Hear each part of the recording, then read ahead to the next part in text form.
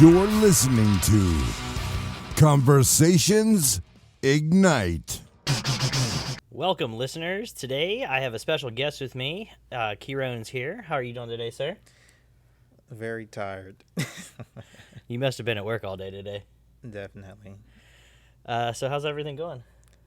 Life has been lifing, but my she's out of the state right now, so I'm trying to take that time for myself. Oh, okay. That's not bad. That's a good idea. Definitely a good idea. Tell me a little bit. I know you were born outside of the country, so tell me a little bit about that. Where were you born? So I was born in Belize, February 14, 2001, a Valentine's baby. There's no, really any true meaning to be a Valentine's baby, to be honest with you. It's just a regular day to me. But when I tell people, they're really surprised about it, though, which is, I guess, a good thing, because they look at me a certain type of way. But growing up in another country, coming here, big transition, a very big transition. So what year did you actually move here? 2008. Look, Okay. When I got here, I think a week later, Michael Jackson died. It was a week or day afterwards he died. Oh, wow. Okay. And for some reason, my brother, he thought we were bad luck because it said we came America's, pop culture guy died. So. Gotcha. Okay. I wouldn't say you're bad luck. What, I've known you probably about 6 months now? Yeah, damn near 6 months. It's been it's been a fast 6 months, to be honest with you. I don't know. They say the older you get, the faster time goes. That's a real thing. That is true. You are a little bit younger than me. I definitely will say as time goes on, life moves on quicker. Yes, it does not wait. All the things that the older people used to say to me now, it's coming firsthand now. I didn't really I used to take it with a grain of salt. They'd be life, it'll keep moving no matter what you do. Regardless of what is going on in the world, whatever is going on in your personal life, it'll keep moving. Sure will. It definitely does. Never stops. Mm-hmm. How's your experience with that? Interesting. Obviously about 2 years ago, I had a kidney transplant. So, if I can take anything away from that, I definitely learned you got to keep doing what you're doing and love what you do every day. You really just can't take anything for granted nowadays. See, me on the opposite hand, I've been it might just be my time. I don't know. I'm on the other side of that, but I can see the hopeful perspective of it. But me, no. I think if I were God forbid, if I was in an accident today, and I was on the table and whatnot, and he'd be I don't think he's gonna make it, I would be okay, I think it's my time. I don't think I would fight it, to be honest with you. Well, that's kind of how I was too. When they told me about it, obviously I was in a little bit of shock because I didn't even know that I had any kidney issues. Mm-hmm. But kind of the way I got through it was just, dealing with it day by day and realizing I can't really do anything to change it, so might as well go with the flow. Yeah. That's kind of how I got through it, and, going to doctor's appointments and everything and them telling me, hey, the day will come when you get a kidney. I just... Imagine the day it come that you got a kidney. I just kind of put it out of the back of my head. So I stopped, kind of thinking about it and just kept going on with life. Had to do what I had to do. Couldn't change anything, so. No, you're right about that. It's what's the word? As nihil as it seems, it's so hopeless. You can't really do anything. At least doctors give you the real perspective. They're not gonna sugarcoat it. I know not that I know, but I could probably say that there's some doctors out there who try to lie to you just because they don't have the heart to tell you you're gonna pass. Yeah, that's true. Yeah. Definitely get some life perspective going through something like that. See. And God forbid, I hope I don't wish that on anybody. No, I don't. That's a major the only thing I could probably say about that, though, I'm pretty sure you value life to a whole another level that I can't even fathom. Yeah. Once you go through it, you definitely do. Definitely puts a new perspective. I pretty much say, you know, I got a second chance at life now. As like, what's the word? Cliche as it sounds, it's true. It really is. Yeah. Did you, obviously you came over pretty young age, right? Yeah, I came over at 9.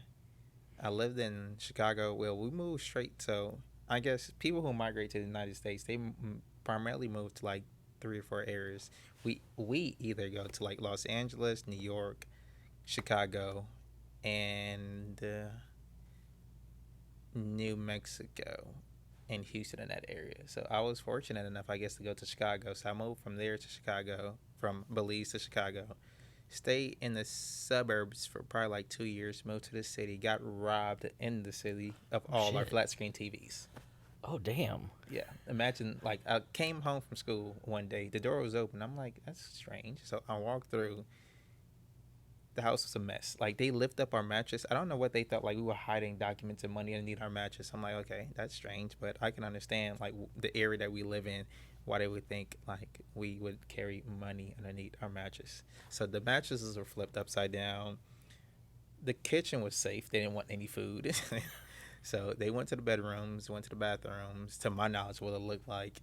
But I didn't know I wasn't supposed to touch anything. So when the police came, they was like, did you touch anything? Yeah. I was like, yeah, this is my house. And they was like, no, like, you contaminated the scene. So they didn't really, like, to this day, I still don't know what the hell happened with the case. I just think like they shoved it like underneath the mat and went about their day. Damn, that's Yeah. interesting. I was about to ask you, when you came over, did you have any challenges or anything like that happen? And I guess that was definitely. That wasn't really a challenge. I didn't care, to be honest. I mean, the only thing like I've missed from the whole situation, I guess, was like not watching TV. But at that age, which I sound old at that age. Shit. At that age, I guess, I was just going outside, so it didn't really affect me. Like, I would just play football every day, go outside on the, like, around the block, ride on my bike. So I wasn't really affected. I guess my mom was really traumatized though, because I guess her being a parent, it's like, damn, I can't keep my kids safe. Like, somebody, what if they come back? What if they come back at nighttime? Like, what if they miss something? So I think I had talked to her about that probably like a year or two ago, and then she gave me her perspective as a parent. Gotcha. Yeah. Yeah, that's scary. I can say, yeah, you were kind of. Was it when you first got over here? I was in 7th grade. No, well, yeah, I think like 7th grade. Yeah, 7th grade. However old I was that 13, 14? Yeah, like 13, 14, because you get to 9th grade around like 15, so probably like 13, 14. Yeah, you kind of, you're learning perspective about that stuff at that age, but still not quite No. grasping it. Yeah. I'm like, damn, we got robbed. Yeah. Shit. Yeah. No TV. Got to change the locks, and I'm like, that's about it. But I guess, like, I don't know. I don't know if I'm desensitized to a lot of things, but like certain things like that, it's like you can't really control, and like the fear of constantly being afraid, it doesn't really do any help. Yeah, I guess true. that's where you just your responses kick. I don't know, but it doesn't coincide with my brain at all. Yeah. If you live in fear, then you don't ever live your life. Yeah, exactly. Imagine, like, if I was just up all night at the door with a shotgun, like, I'm waiting on them. No, I'm going to bed. Yeah, that ain't no way to live. I mean, yeah, you just kind of got to keep on going. Yeah. What was your education like coming over here? So as I learned, our education system, as like bad as it seemed for like not being a third world country, but it's not as privileged as it is out here. It's really good. So I started doing like multiplication, cursive, reading, writing, like all the arithmetic at like a young age. I came over here when I was 8 or 9, and I was like 2-3 grades ahead of everybody else. So in 3rd grade when I came over here, I was already doing like middle school stuff. So I didn't really need to learn anything, but when I let it get like to my head, so I was being cocky. So for like 2-3 years, I didn't really have to like pay attention to school. And then when I got to like 5th, 6th grade, it kicked in. I'm like, damn, like I'm like everybody else now. I'm like, fuck, I'm not special no more. Like, I gotta open a book and I have to actually read. So I'd say our education system is quite good, but I think if they were to pour more resources than they have now, they can probably be like one of the leading countries in education. Wow, that's interesting. That's really cool. Yeah. It's really cool that you were like way ahead when you came over here. That's Yeah. pretty neat. Um, Now I assume you went to college over here, correct? Yeah. So go to Morehouse. Well, I'm currently still in Morehouse in my last year. I decided to take a break from school because I got bored. Like, I wanted to change my major when I got to human anatomy, and I realized I did not care about the human. Like, we have 7 carpal bones in our hand. Like, a lot of things that unnecessary things that I thought I would like, which made me choose my major, made me leave school because I got bored. So I'm planning on switching my major from kinesiology to psychology, minor sociology, just because I like people. I don't care about the human body. I care about the human mind. I guess that's one and the same, but to be really specific, the human mind. Oh, that's cool. That's interesting. Um, Obviously, we work together in retail. um, so how did you get involved in retail coming from where your degree is something totally different? That's our life now, as you know. Like, it's it's not even a trend now. It's like real life. People will like physics, STEM degrees are like regular people now. Those are supposed to be like the upper threshold of intelligence of people within our like economy, but now they're just regular people. Not saying that people who work in retail aren't special, aren't needed, but they're supposed to be people. They're just supposed to be like a separate, higher echelon of people in our of intelligence within our culture.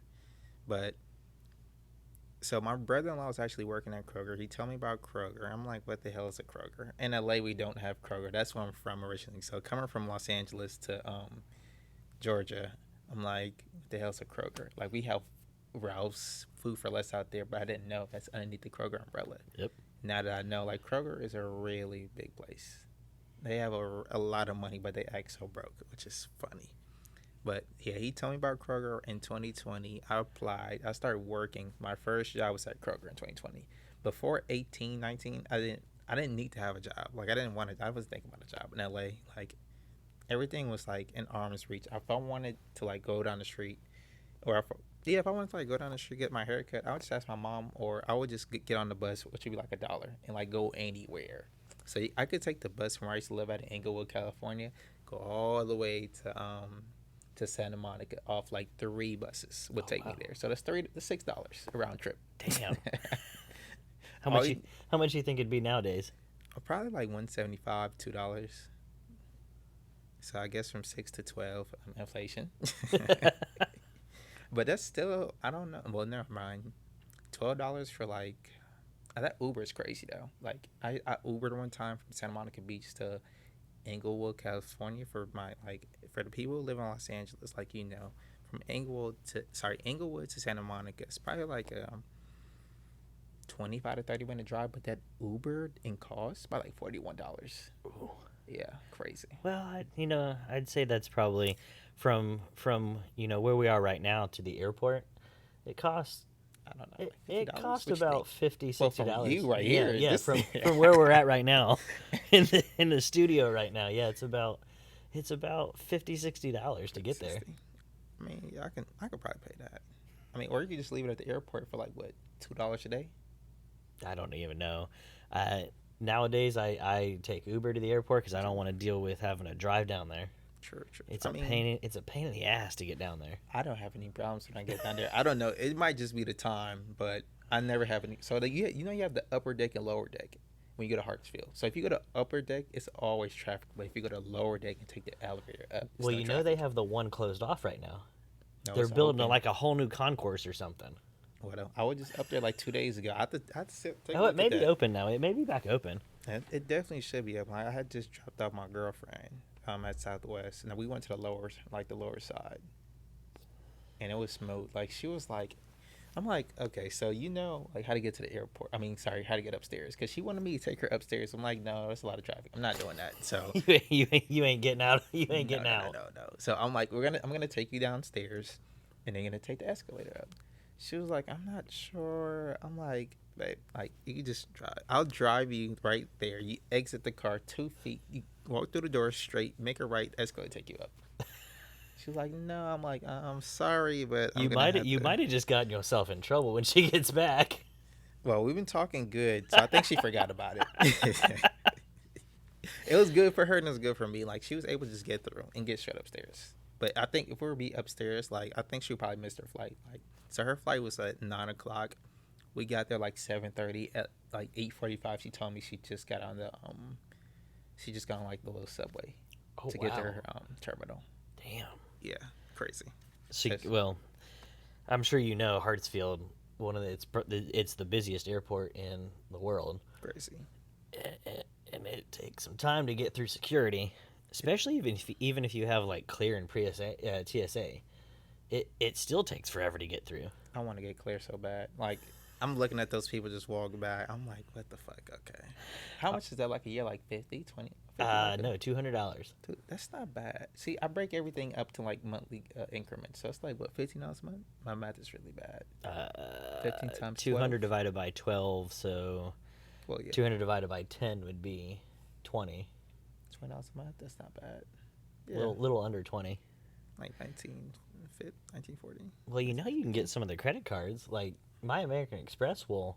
Yeah, your American Express. I'm just saying, you can get some value out of that stuff. Like some of those credit cards will give you good value. True. I mean, it hasn't been 6 months since I got my last one. If you guys don't know, every 6 months apply for a new credit card. If you don't, you're doing yourself a disservice. So every 6 months, I apply for a new credit card. But I have 5 now. They say it's optimal to like have 6 to 7. So I'm trying to get to 7, but I'm at 5 right now.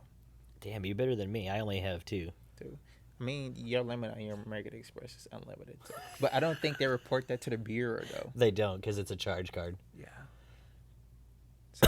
But, I actually have 3. I have that one, and then I got 2 others. Okay. And I found the best way for me is just paying gas, getting some food, keeping it low, keeping the charges on it low, and then just paying it off every month. So I think like 2 months ago was probably the first time I spent over like $1,500 on my credit card. I was like, what the fuck? I don't know what the fuck I did like 2 months ago, but I went and looked at all my credit cards cumulative. It was like $1,500. Like before that, I never spent over probably like $600, $700. Like I don't really spend that much money unless it's gas, food. Food will just suck my money away. Yep. When like my brother-in-law, he opened up a whole new world to me of food. When I would tell you, I used to like food, but not to the level that he does. Now he incorporated that to my life. So like when it comes to food now, it doesn't matter the price. Like if it's good, I'm buying it. It could be 100, 120. Nah, I lied. So if it's over probably like if it's over like $60, $70, and it's not like a premium deal, a premium like meal or something, I won't be looking at the price. But 75 plus, it better be some good food. Like, have you ever had Wagyu beef? That sounds foreign, no. So Japanese like A5 Wagyu. It's supposed to be the best beef that's out there. Beef. Okay. So I've told you I go to Las Vegas every year. Yeah. There's a restaurant I go to, Prime. It's inside the Bellagio. I'll tell you. What's that like? The Bellagio Hotel. Oh, damn. One of the. We'll have to take you out to Las Vegas sometime. I bet you'd have some fun. I've never been to Vegas. I still need to go. Like Vegas and the strip club is like the 2 things on my list now.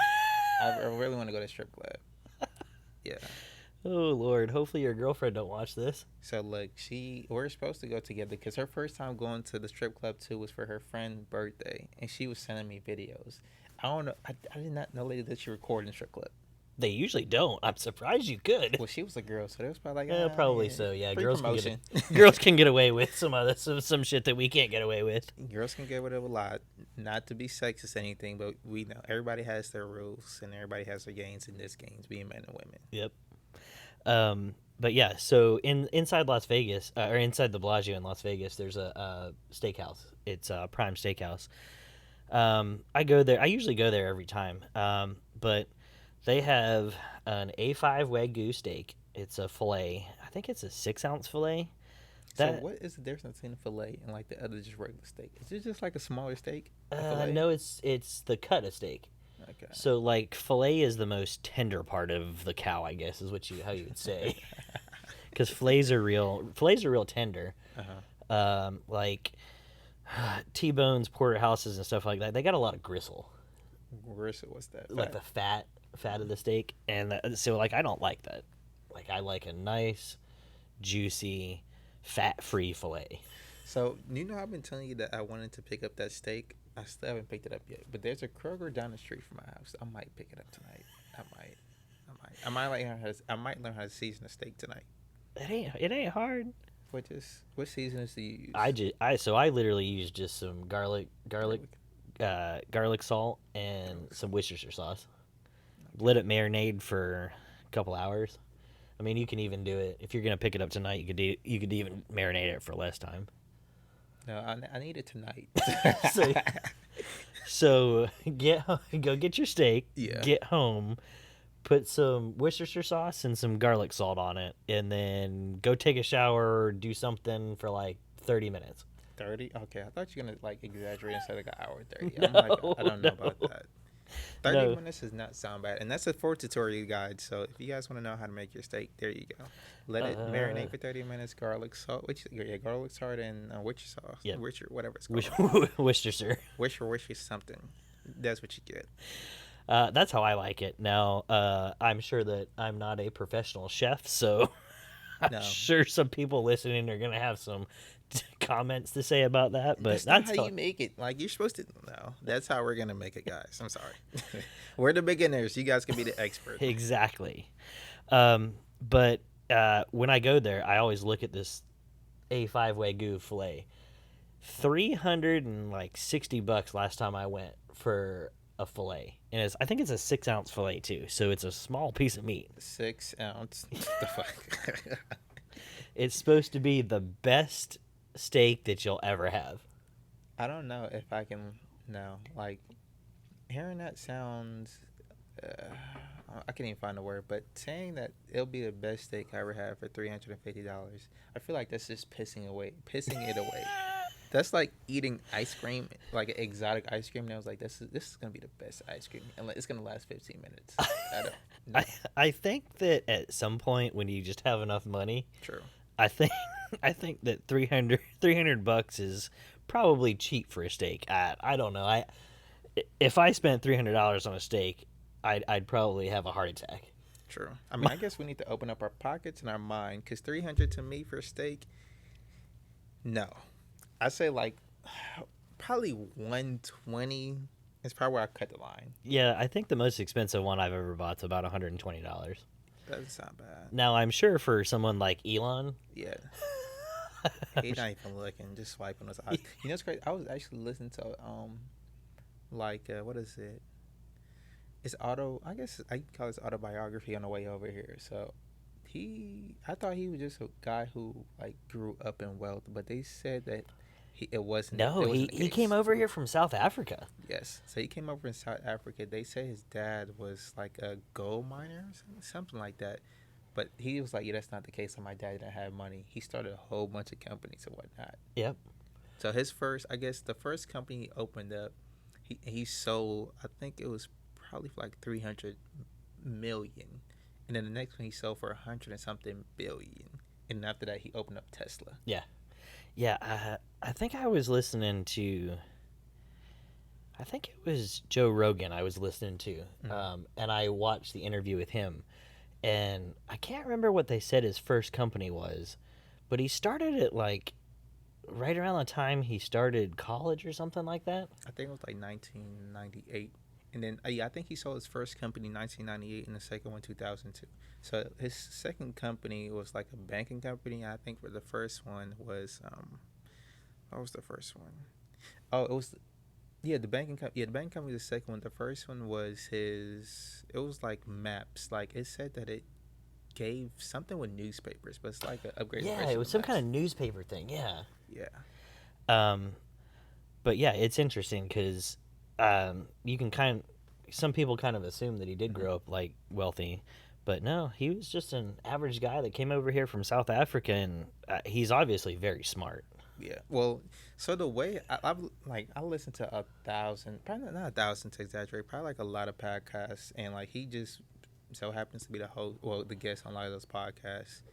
And sometimes the way he speaks, I don't know if it's like a way to tell if an intelligent person, but he stutters a lot. I don't know if he's like, they say people who stutter it's because their brain can't keep up, with their mouth can't keep up with their brain.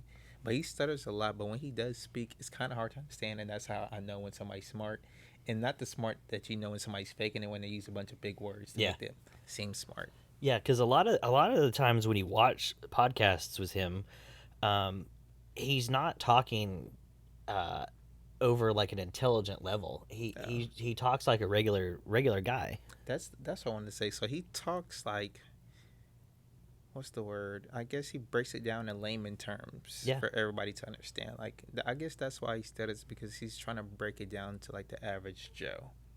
Because I'm like, why is he like waiting and pausing a lot? But I'm guessing it's because the person on the opposite side, he knows that what he's saying might go over their head, so he lowers it to like a understandable level. Yeah. Like put in layman terms for him. He dumbs it down. Like, I guess that would be the probably a politically incorrect term, but he definitely does dumbs it down. But that's crazy. That I think when he was 12, he said that he had an extra what's the word, existential crisis about the world, and him just thinking that we're not the only people, I guess, in the world, and like there's so much out there. So that's why he's just so fascinated with outer space and whatnot. Yeah, that's probably why he started SpaceX. Yeah. What do you think about that? Like, there's more out there, and do you actually believe in the aliens, and we're not the only people in the galaxy and stuff like that? Well, I would say we're probably not the only thing out there. I would hope not. That'd be boring. I mean, it definitely would be boring, but shit, you gotta think, how big is just our galaxy? I can't. The math's not mathing in my head. I can't compute that. But really, look, in really big and layman terms, Our galaxy is huge. So imagine all the other millions of galaxies that are out there. That's actually if you believe in that, though. Like, there's certain people who don't even believe that outer space is real. That's some conspiracy shit right there. I mean, how can we tell, though? Like, we haven't been there, so we're taking the words of the other people who have been there. That is true. But shit, you can see all the stars up in the sky. You know what they said? What's that theory? That little conspiracy theory? We're in a globe. The globe. The little Simpsons thing where you breaking the glass. What's the shaky thing. A snow globe. Yeah, they said there's a official word for it in that community. Well, a lot of people say that we're in a simulation. There we go. That too. I believe it. Like, I don't really believe everybody in the world is real people. I really don't. So you think we're in the Matrix? Yeah. Because I love that movie. I love that movie. So you think we're in the Matrix? I think we're in something. I think we're in like a big ass experiment, to be honest with you. I feel like what a good theory I heard was that we were made from aliens, and they're waiting for us to get to a certain level in human advancement to harvest us. Which sounds far-fetched about the harvesting part, but the part that we're experiments, I can ride along that theory in my head. Like, that sounds kind of accurate. Yeah, kind of accurate. Have you heard the theory that there's more than 7 continents?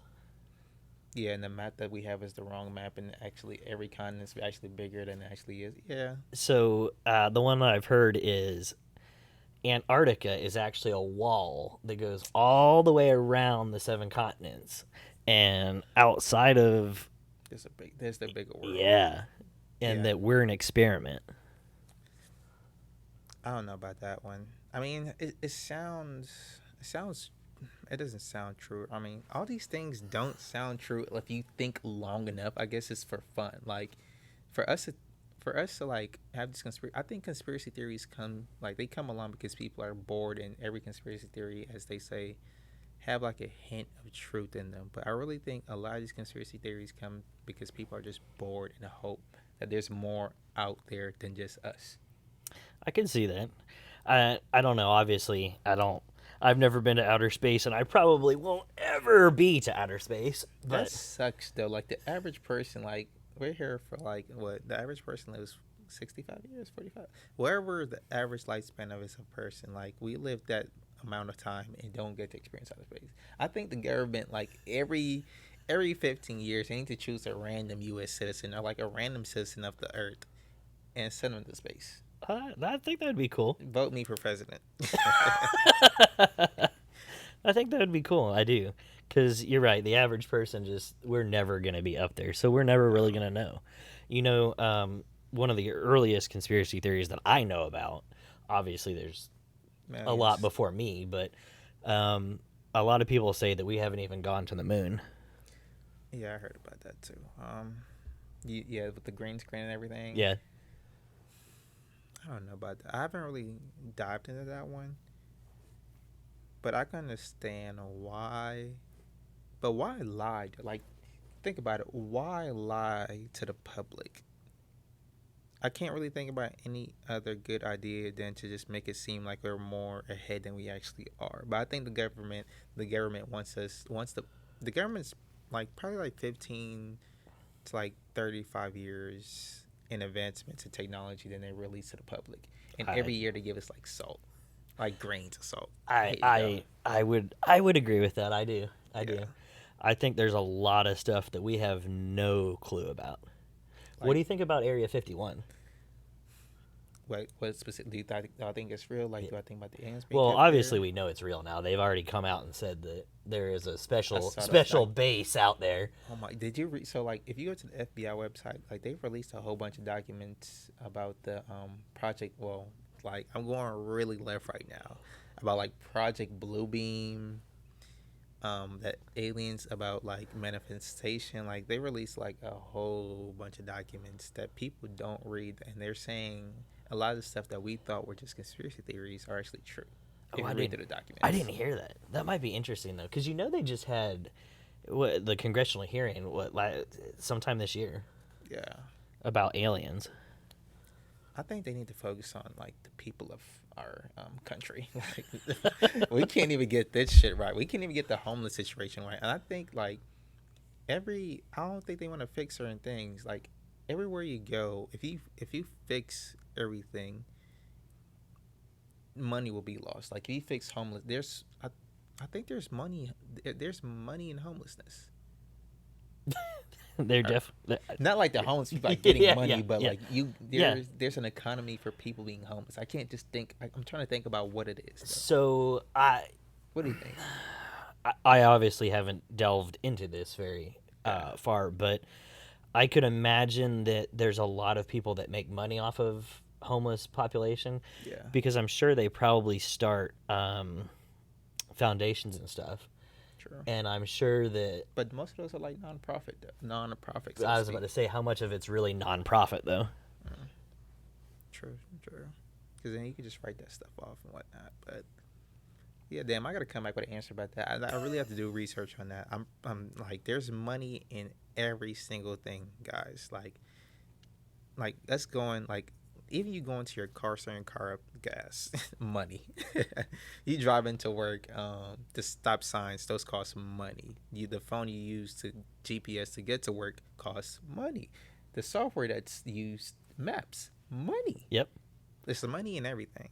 There definitely is. The whole world revolves around money. True.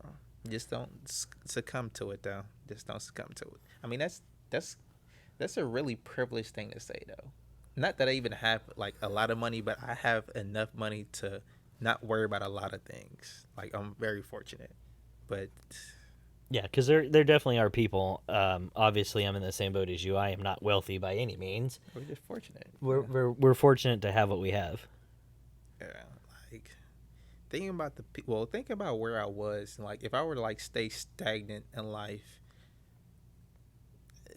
I can't even think about that. That scares me. Like staying stagnant, not learning, not knowing. Not knowing scares the shit out of me. Like, I guess because I'm a forward thinker. Like, I think about what are all the possibilities that can come if I don't know something. Like, what if I don't know how to drive? Then I won't have a job that because I don't have. I mean, yeah, if I don't know how to drive, I won't be able to get to that job and make money because I don't know how to drive, and then I lose out on a lot of things just because I don't know how to drive. Something so simple, but if you're a forward thinker, you think about all that you're losing on. Yep. That's what I think about, honestly. Yeah, that's a good way to look at it. So back to Area 51, you think there's aliens? So you thought I was gonna forget. No. So do you know about like all, not all, but like, do you know what variations of the aliens do you know? Like, cause you know they have like the Greys, which are like the regular gray ones we see on the movie. They have like the Anunnaki, which is like giants. That, if I remember that correctly, like they say they have different species of aliens. So which ones do you know? You just know. Oh shit, I don't know. I just know about aliens. So like, I don't know. I'm interested in a lot of things. So the knowing, this is where the knowing comes back into play. Like I need to know. So I think this is where it comes back with just people being bored and like coming up with like ideas of different variations, because the human mind, it'll just wander. Like, I think if I sat here long enough, I would come up with like another concept of like a variation of an alien. Same thing with you too. If you thought long about it, and I think a lot of those variations, a lot of the theories about the different aliens come from people just being bored and trying to pull like a new one out there. But I think it's something there. But I do believe in aliens, but now that I'm really thinking this over, I'm not sure. Like, I do believe there's aliens, but You think there's other life forms? yeah. Well, I hope so. I really do. It can't just be us. It can't just be us. Like, all the like the UFO sightings and whatnot, I think probably like 5% of those are real. The like 95% is fabricated. Yeah. Or people just seeing stuff that they can't explain. Mm-hmm. You know, back when I was growing up, you used to hear about UFO sightings all the time. It's very rare that you hear about them nowadays. True. I mean, no, that's very anecdotal. This is space that you're in. So I have this thing too that I get real upset with my girlfriend because every new thing that she comes into contact to, she thinks it's a new thing. I'm like, no, just a space that you're in. So the space that you're in right now, there isn't discussion about aliens like the thing that we just talked about. But if you just change your space, I'm pretty sure like it's always been there. If that makes sense. Yeah, it does. You think with all the technology that we have, don't you think with all the technology we have, all the smartphones, shit, our phones are better than 4K. I mean, shit, we're shooting on an iPhone right now. Yeah. Don't you think with all the technology we have nowadays, we would see some kind of something about it? You know, it's crazy. Think about it too. Think about that. So with the technology that we have right now, we should be able to see the aliens, but there is a reason why, and the reason why we don't see aliens to the people who put out that theory is because they're an advanced life form. So why would they make themselves visible to us? Like, they have ways of not being caught on camera. That's exactly the same. I've had this conversation with some other people. Mm-hmm. That's exactly what I say too. Is the reason why you don't see it captured on camera is because if they can come here from another galaxy, mm-hmm. then obviously they have got a lot better technology than we do. Yeah, like, you think they would just go out and not be seen, be visible for us to see? And why would they allow them? Well, I don't know. Like, we can talk about this all, like the possibilities with this shit is endless. But if you stop to think about it, why would they make themselves seen to a specific person, or is it by accident? And if it's by accident, why would they make such a stupid mistake for an advanced race or advanced species? A simple mistake. I agree. I think, I really think if they were to come down here, mm-hmm. I think they'd probably really do experiments on us to try to find out why we're so fucking stupid.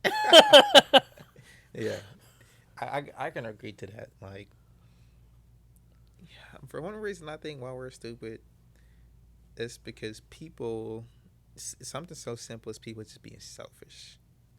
And I think, well, I know that comes down to just people not just having a lack. Like if you like money, you make stupid decisions when you come into contact because you know what it's like to lack it. If that makes sense. Yeah. Like you never want to go back. But I think that's one of the main reasons people just like they're scared, so they make stupid decisions when they're scared. Yeah, that's true. I definitely agree with that. I don't even know how we got onto conspiracy theories, but It was bound to come up. Like, I mean, that shit's it's interesting. It's I not that I believe a lot of them, but it's really interesting to hear a lot of the conspiracy theories because I mean, some of them you can kind of think could really happen, but it's just fucking bonkers for people to come up with this shit. And it's fun. It's fun to listen to. it's fun because I think like we're just I guess as humans we're naturally creative. So well, not naturally. Well, I guess you could say naturally creative, but naturally curious as well too. Yeah. So like I said, if me and you sat here for like a really long time, we can come up with like a really sophisticated and like eye-catching conspiracy theory. Like the walls. Why are all the houses all green? Or like why are the houses like we can make that shit real good and people eat it up. Yeah, that's true. Like, why is this? Why is the fucking background? Why is the back wall painted yellow? It's painted red yellow because it shows that Because I human- fucking painted it No, yellow. because I fucking painted it like there's no you know what the damn that sounds so sad though because like if you really stop to think like it's boring for certain things to not have no meaning. And me, like, I hate stuff not having meaning. I think everything has a meaning. Everybody always does something because there's a reason behind it. And sometimes I have to stop to think, like, there's no reason behind it. And that's a hard thing for me to grasp because I think everything has meaning. The way people walk has meaning. The reason why a person said something in this way has meaning. The way that they only talk to you this way has meaning. That's what goes on with my brain. And, like, for something to not have meaning, it throws me off. Like, I'm like, what the fuck? Okay. Now, I do agree that everything does have meaning. Everything you do, everything you say definitely has meaning. Yeah. But damn, I imagine like the other people who are, I guess, like-minded. Like you say you like-minded as well. So like you understand the frustration of going through certain situations just to come find out like no, it just is what it is at face value. Like there's nothing behind it. That like it throws me off. It throws me off. Just people doing dumb things and it's just no reason. It's just dumb. Just stupid shit. Stupid shit. That was fun. That was a good conversation. I like that shit. How did you? So you told me how you got into retail. Do you think you're gonna stay in retail? No. So what's your goal? What's your end goal? I think I have a lot of goals, and at first I didn't really like care for life, not in like a suicidal way, but like I'm just doing my time here. Like if I were like in jail, like I'm just here living life. Like whatever happens, happened. I'm not really fighting nothing. I know I'm working towards a lot of things, and now that I actually like, I told my girlfriend this. I'm like, you kind of brought meaning to my life. Like before, I was just going through it, like going to college, being successful, like learning things, like going through the motion of life. But I'm like, you made me like really change my perspective on things. So there's like a lot of new things I want to do and try now. Like actually traveling, like I didn't really care for it. Like I used to travel a decent amount when I was younger, so it's not like it was something I was deprived from. So when I came in contact to it, was like, oh, I want to start traveling. I always used to travel when I grew up, but it never like rung a bell in my head to like keep exploring what's out there. But now I think I'm really curious, so I think I want to try a lot of things in life.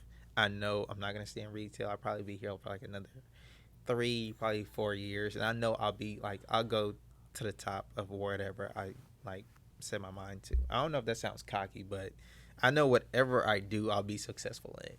Just because I know I'll outwork anybody. So I know that for sure. Like I think that's all you need to have to be successful in like any field. Yeah, I don't think that's cocky. I think it's just you've got a plan and you know what your plan is. Yeah, just learn. Learn. Just do things other people won't do and you'll be successful. Like, to keep it plain and short. If you want to be successful, I'm not even successful, but I think I'm doing good for my age.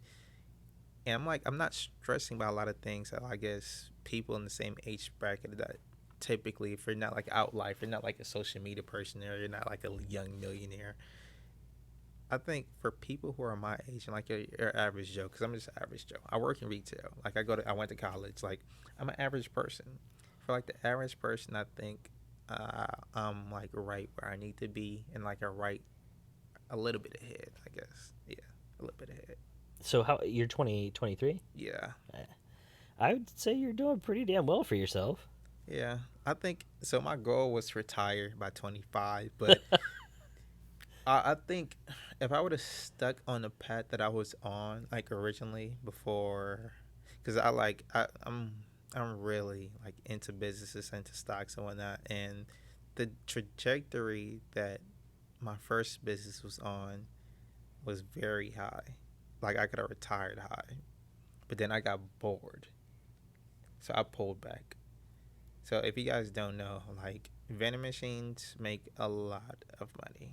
So I was probably pulling in probably like 7,500 to like be very frank, probably like 7,500 to like 10,000 a month.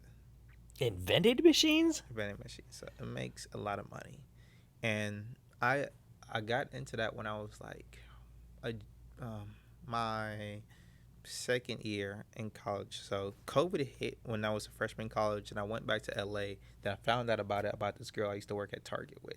She was like, "You should probably like get into stocks and all that." I'm like, "Okay, I know about stocks. I know about these things. I know about investing, but I don't really care for it. But I'll invest. I start putting my money and not working for my money, but make my money make money."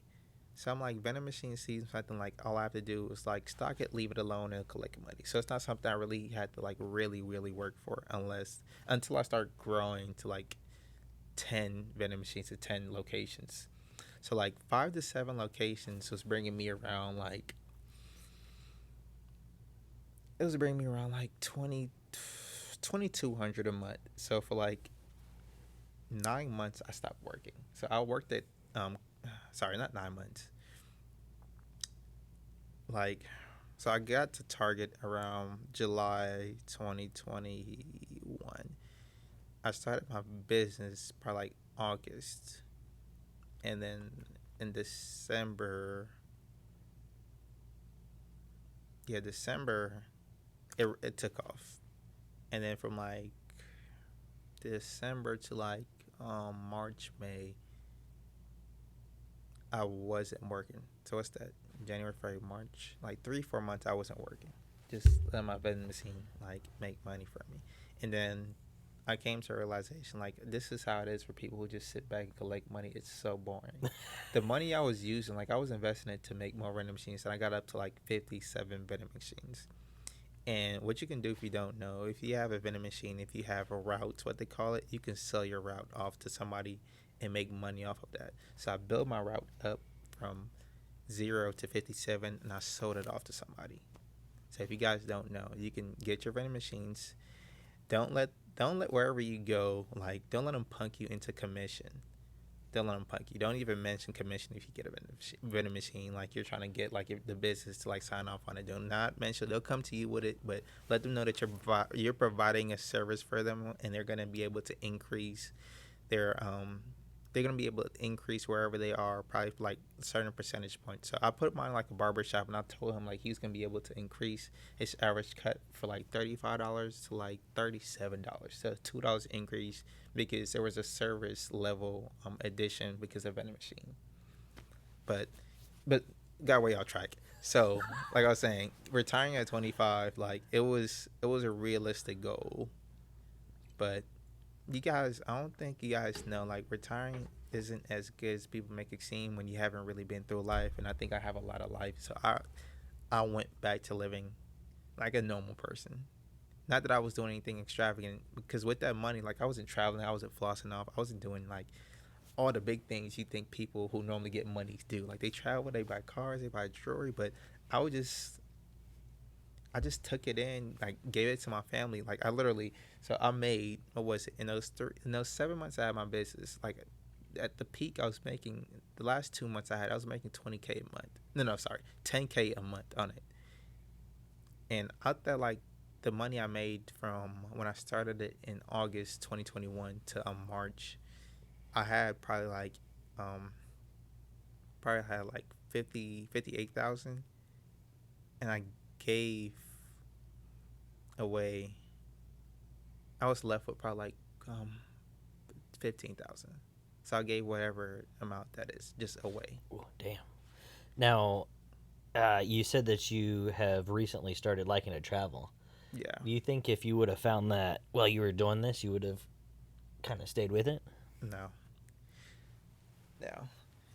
Really? Yeah, no. Like, just, I don't think people, well, not that I have experienced a lot, but have done a lot. But I think from the little that I've done, I've stretched that. But I guess it will make my response anecdotal and not accurate. But this traveling is cool. But you hear it from all the celebrities. I think we take what they say and we don't take them literally. Because when they say, like, having the money is cool, but there's a lot of other things that they would do if they didn't have money, and life would be more fulfilling if they didn't have money.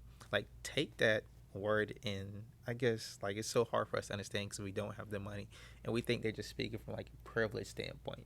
But not saying I had a lot of money, but I think I understand what they were coming from with the little amount of money I had.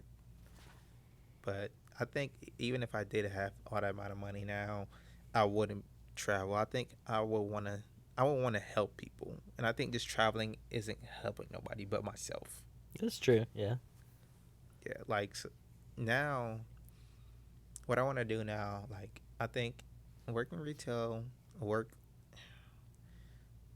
retail probably for like 2 or 3 years, graduate with my psychology, my sociology, then go on to get my master's, and then being a physical therapist. So that's my goal for age 40. I think from 40 upward, I just want to do not physical therapy. I just want to be a psychologist. From 40 plus, I just want to sit down and talk to people and see, like, where they at mentally and help them if I can. Yeah. But from now to 40, I will allow myself to just work, like, yeah, just work in retail. I think after retail, I think I want to go into law enforcement. And law enforcement, I don't know yet, but those are my two things. Yeah, so, law enforcement, and what else did I say? I think after law enforcement? Yeah. Therapy. Yeah, law enforcement and therapy. Yeah. I haven't ran into anything else that I'm really curious about right now. But I think those are the two things. You want to be like a psychologist? Yeah. That's I like the human mind. I was about to say, you gotta really like dealing with people and people's issues. Yeah, I mean, because it's all about helping people. Helping people for me is kind of easy, but the person who's within that situation, they make the situation bigger than what it seems. And this is where me and my girlfriend get into conflict with, because every situation that she has, she blows it up. And I'm like, it's not that big of a deal, but I do understand you. And I try to rationalize with her emotions. Even though I'm not the one experiencing it, I try to rationalize with her. Like, I understand it's not that big of a deal, but I understand why you think it's that big of a deal, and walk her through it. But then she was like, I don't think you understand. I'm like, how I do? Like, I'm sympathizing with you. What do you mean? You don't think, like, that's just a girl. I don't know if that's just my girl thing, but I think that's a girl thing. But they think for some reason us men are just emotionally unintelligent, but I think we're rational and emotionally intelligent, in my opinion. I can only speak for me. So, I like that. Who kind of shaped, who do you look up to? Who kind of shaped these opinions? I don't look up to nobody. Nobody? No. I think people who look up to celebrities are like weird people. If you idolize a celebrity or like idolize another person, I think that's very weird. Yeah, but what about like somebody in your family? No, I don't idolize anybody. No, like there's certain people who are like I'm like fond of and like I find interesting, but I don't really idolize nobody. Okay, that's an interesting outlook. Do you? How about you? Like, I would say it's definitely my mom and dad and my sister. That you like idolize or like find important? I find them important, but I also look up to them. Oh. Because my parents have, obviously they've done a lot for me. Yeah. And then my sister, she's always been there for me. So whenever I need to talk or anything, I can always call, my mom, dad, or my sister. That's kind of why I look up to them. My sister's also, she's quite a bit older than me and has got a lot more life experience than me. Mm-hmm. So there's a 15-year age gap in between me and my sister. So definitely her just having a lot more knowledge about stuff. Mm-hmm. That's probably why I look up to her. Why? And then obviously my parents, they've been through everything. They were born in the late 40s, so Whew. they've got a whole knowledge, a plethora of knowledge that I can always look up to. I guess that's well. Not that you're. I don't know. I guess I'm looking at it from a psychological point of view. I guess you could say that you not idolize. I feel like I'm what's the word? Like I'm assessing you right now. It's just something I do, but You're gonna be a profiler. You're gonna be an FBI profiler. You're gonna be like see, Criminal Minds. There we go. Criminal Minds. God, what's his name? The guy in Criminal Minds. Bones? No, that's Criminal. No, that's Bone. No, what was Bones? With Hatch? I think it's Hotch. Is it Hatch? Hatch and the girl. Hotch. Yeah. Hodgkins. Hotch. Yeah. Something like that. Whatever his name is. That guy. We know what you. Yeah. We know who we're thinking about. Yeah, but I think that's me and my sister's goal. So we both want to be profilers for the FBI. So there we go. That's something I want to do before I'm 40. But I think with my psychology degree, my minor in sociology, I don't think it's that far off. But law enforcement, I think I'm gonna be getting really old. So like trying to chase somebody at 30, at like 35, 40, it's not gonna happen. So I don't know. I might have to rethink my plans in life. And this is why at first I didn't really like care. Not in a suicidal way for life, but now I'm really like creating a proper plan. I don't feel like I have enough time.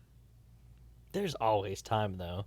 Plus, I don't think that all these shows that we see. Yeah, I don't think that these profilers are running after people. you're right about that. I mean, yeah, no. You have a point.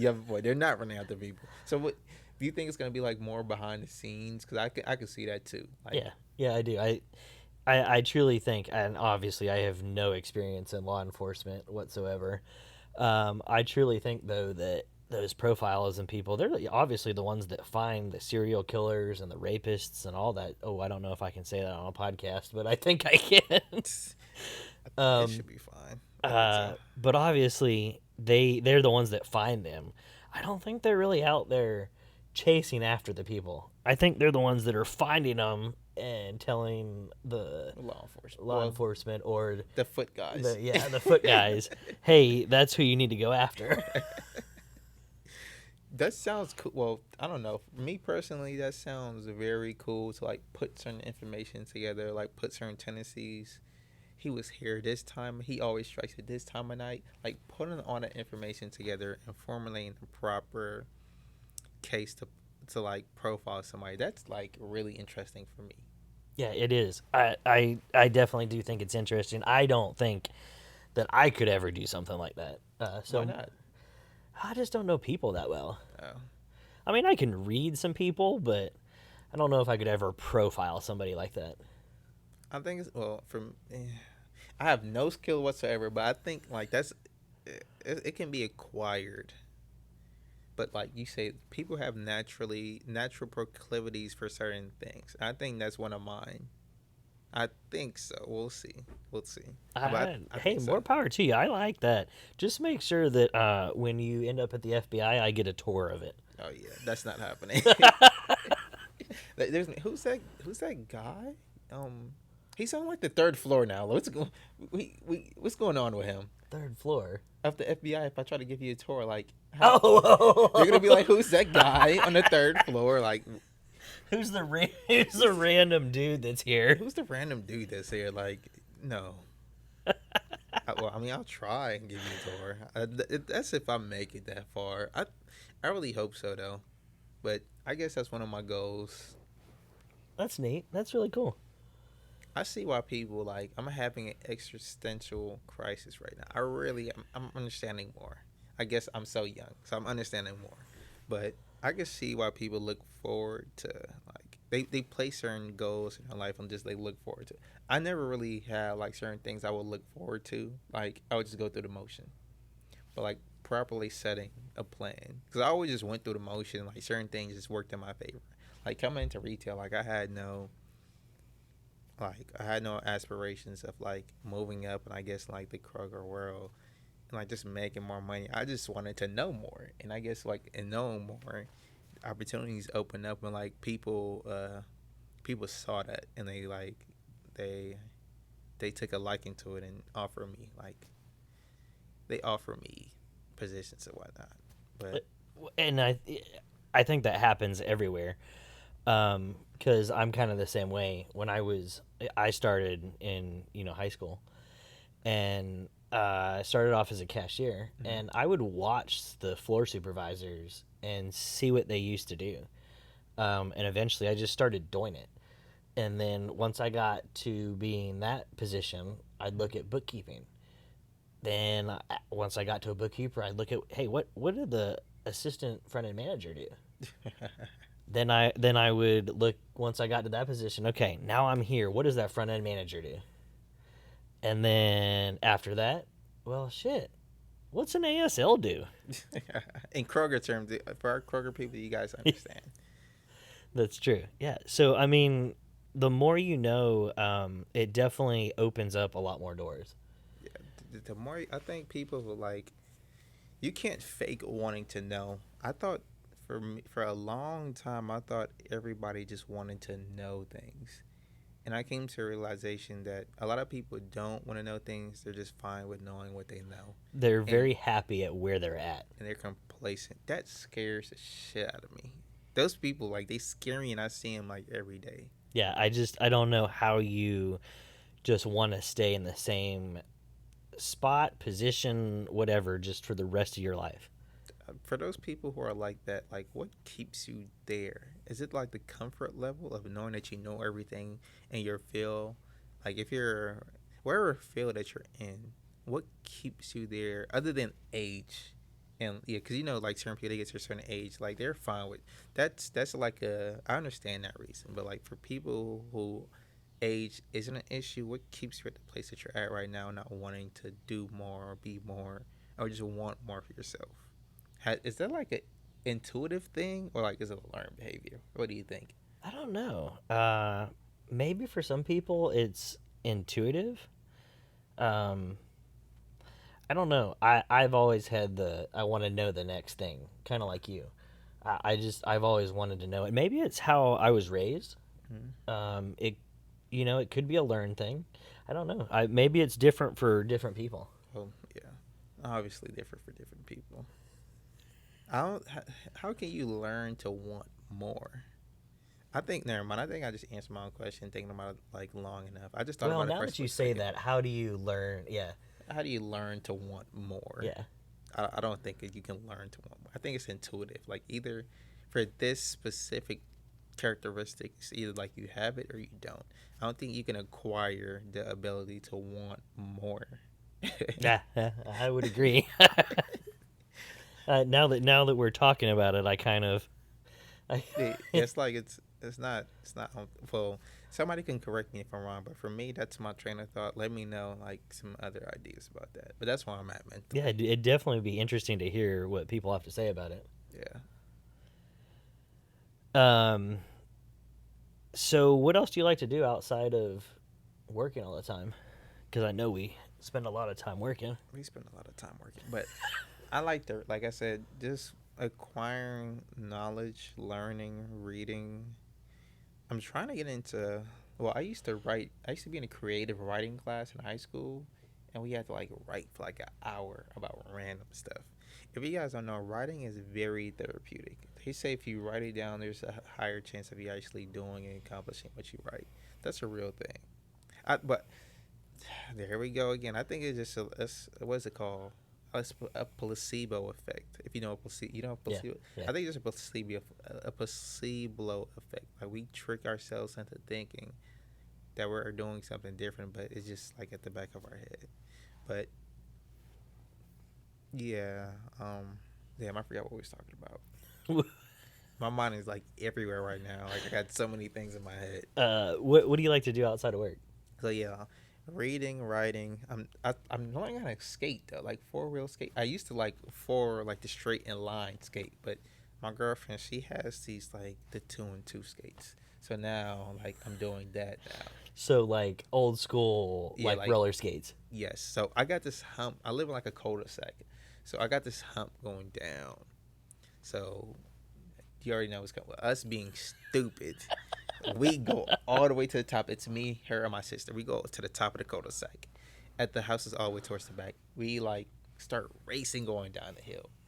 And for some reason, whoever made the structure of the freaking like that community, there's a hill, like a slight decline going down. There's an incline going up, and it's a curve. Then it's a steep hill going down. So we go at the top of the cul-de-sac. We ride down. I'm trying to stop. 2 houses down, my neighbor, he's outside and he's cheering me on. I'm like, why the fuck is he cheering me on? Like, I'm about to fucking fall. I can see where this is going. So he's cheering me on. I'm like, okay, what the fuck? So I keep going.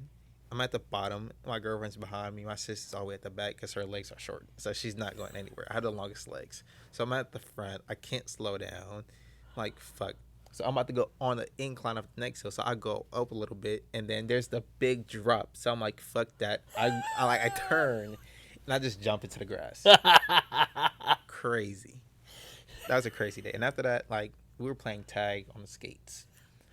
My girlfriend. That's awesome. Tag on it. You got to try it. If you guys don't try it, I think there's a YouTube video of a guy actually like playing like roller skate tag on skate. I've played it. So, growing up in the so I was born in '87.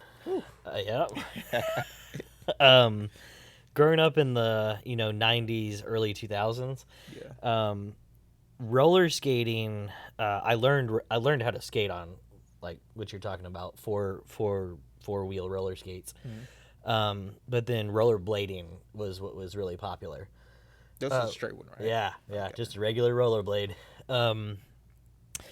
All the kids ones have brakes on the back of it, so kind of like you got the brakes on the toe of like a roller skate. Who the hell came up with that shit? You need to have your house set on fire. I'm sorry, that's the stupidest shit. Like it's so small. Like this is where like the shoe is. Like you put your foot in here. The top of it is like damn. I guess it's wrong. So it's like this. So you have to like push your foot down. It causes you to trip if you're not skilled at stopping. Yep. Stupid. So, are you using like roller skates or the ones that actually like clamp onto your shoes? Not the one that clamp on, just the regular. So like ones. regular real skates. Yeah. So, yeah, we learned how to roller skate with those, and then rollerblading got really popular. Rollerblades had the brakes on the back, but then during the 90s was the phase of like the not emo, because emo is what's out now, but it was like punk goth people. Yeah. And they were all skateboarders and rollerbladers.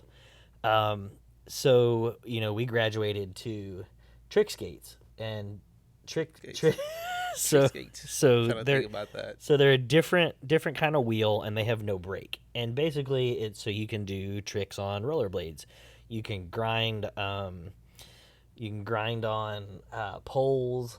So you're skating along and you jump up on a pole and you can grind across it. Oh, shit. Stuff like that. So along with that, I also skateboarded a little bit. And yeah, I know that story of going a little too fast and finding a nice piece of grass to go face first into. Jumping and face forward. Oh, shit. That brings back memories. Like, I tried learning how to backflip when I was younger. Have you ever tried, like, trying to backflip? Yep, tried, can't do it. Bro, I ate grass. Oh, shit. How was your attempt? I couldn't even make it. Oh, shit. The best thing I've ever done gymnastics-wise is a fucking cartwheel. Well, That's about all I can do. I'm right with you. I tried learning how to do a backflip, front flip. I thought that was the coolest thing Yeah. when I first saw it. I'm like, oh shit. Yeah, because you start running and you're like, oh, it's easy. You're just going to start running real fast and then flip. Yeah, that shit don't work out like you think it's going to. I thought it was a problem. I thought I had a problem with my back. I'm like, it has to be me. I'm like, I have to be stupid. Like, so I did the thing for like my gymnastics people. Like they like you stand straight forward and you lean back and you put your arms like that. So I thought I had to do that to learn how to do a backflip. But they said that like that's the basics. Then you kick over, and then my friend he put his arm out. I laid back, put my arm over them, flip over. Like those are the ways how he tried to teach me how to do a backflip, and I learned all that shit. And then I'm like, okay, so it's not me. I learned everything. Tried doing it again. It still fucking ate grass. So I'm like, fuck it. Yeah. I'm like, fuck it. Not for me. I could say I tried. No, cartwheel. Maybe a somersault. I can do a somersault. What the hell's a somersault? Where you just like sit and roll backwards. I'm trying to visualize that. Or you just sit and just roll backwards? Yeah, or you go forwards. Like a James Bond kind It's kind of like a flip, but you're just sitting down and you kind of just roll over. Oh, shit. Okay. Damn, different generations. No, I mean, look. So my generation. Well, damn, I hate saying my generation. I hate people who say my generation. I wish I was born in another generation. I hate you people. Like you guys don't know any other generation but the generation that you're in. You have like bits and pieces of other generation, but I hate you people. I don't know why you guys think for some reason you guys get to say that, but you're entitled to your own opinion. But anyways, I definitely wouldn't say I'm one to be in another generation. I liked growing up where I was, but it is interesting how different generations have different things and learn different stuff about different things. true. Like you said, well, they say us now, whatever generation I'm in, we're the Y generation. We need to know why we're being told to do something, a specific task. We need to know why we are doing things this way. We just need to know why. That's what I've been told. But I thought that's how it was for the beginning of time. Well, I'm a millennial. You're the generation after millennial, which I don't know what the fuck that is nowadays. It could be fucking ZY74 X for all I know. But same kind of thing with us. We always wanted to know why. And one of the things that I've learned, especially with just work and everything, I do better when I know why I'm doing something. I think it's different from the boomers. Like my parents are both boomers. That's a real thing though. Like they don't ask why. They don't. They You'd just be do. like, go walk to the wall. They'd be like, okay. They just do. That's Yeah, robot I think behavior. it's how they grew up. It's not. I don't know if it's really robotic, but it's how they grew up, not questioning anything. They just they knew the hierarchy of stuff and just did what they were told to do. So does It's that make us interesting. rebellious? Probably, Oh shit. but who's not rebellious nowadays? True, but that's crazy to think about though. Like me, I ask why for everything, but like you said, it goes back to the hierarchy. Is it how I'm thinking about it is like if whoever is telling them to do whatever they're doing, they're trusting their judgment to whatever they're telling them isn't going to harm them. So it's a safe thing to just follow without questioning it. Like if my mom were to tell me to do like something, I would just follow because I know my mom has my best intentions. Is that kind of like how for you guys, whoever just listen without asking why, is that why you guys just can be able to just follow because you're trusting the person who's telling you to do that specific thing? Is that why?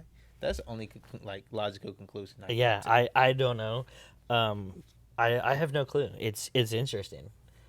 That is, interesting is the word. Look, for you guys who don't know, if you guys like are in a tight situation and don't know the word to use, just say interesting.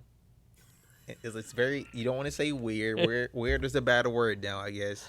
There's so many bad words you can say now. Like you have to be very cautious of what you say. So if you guys want to be cautious, say interesting. Yeah, it's interesting. It's very interesting. I don't know. Did you see the last podcast I did on social media? Not yet. You got to watch that one. It's not very long, but one of the things I covered was cancel culture. shit. God forbid you say the wrong thing. You're fucking canceled nowadays. Me, I'm glad I'm able to like stop and think. But sometimes I don't care. Like with specific people and specific groups, I do not care. But I do always I always try to be mindful of other people because I just do unto others as I want done to me. That's what I live by. Like I would never do something to somebody what I wouldn't want them to do to me. So I just carry that along in life. It applies to everything, like especially financially. Yeah. That's What do you think? It's a good way to look at it. I don't know if you're religious at all. Kind of.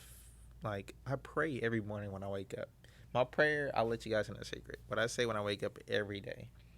Thank God for waking me up another day. I think I'm on like a no, I broke my streak. I was on a streak for like 2 years saying it, and I broke my streak. I'm so mad about that. But I'm kind of religious. Like they say people who are like religious were kind of fake religious because if we're really like intentional about being religious, we should want to learn more. But for me, this is one of the areas where I just trust a lot. Like I trust God so much that I don't need to know a lot of things.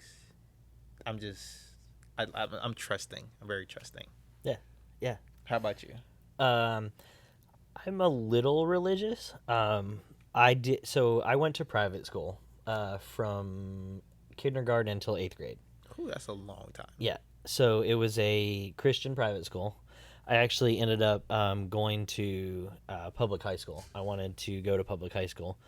So I grew up in the religious world. I'm not super religious anymore. I still believe. I still have faith. But That's the word. Sorry to cut you off. Faith. That's the word I was thinking about. Yeah. I've got different takes than a lot of what's the word I'm looking for? I have a different take on it than probably a lot of other people do.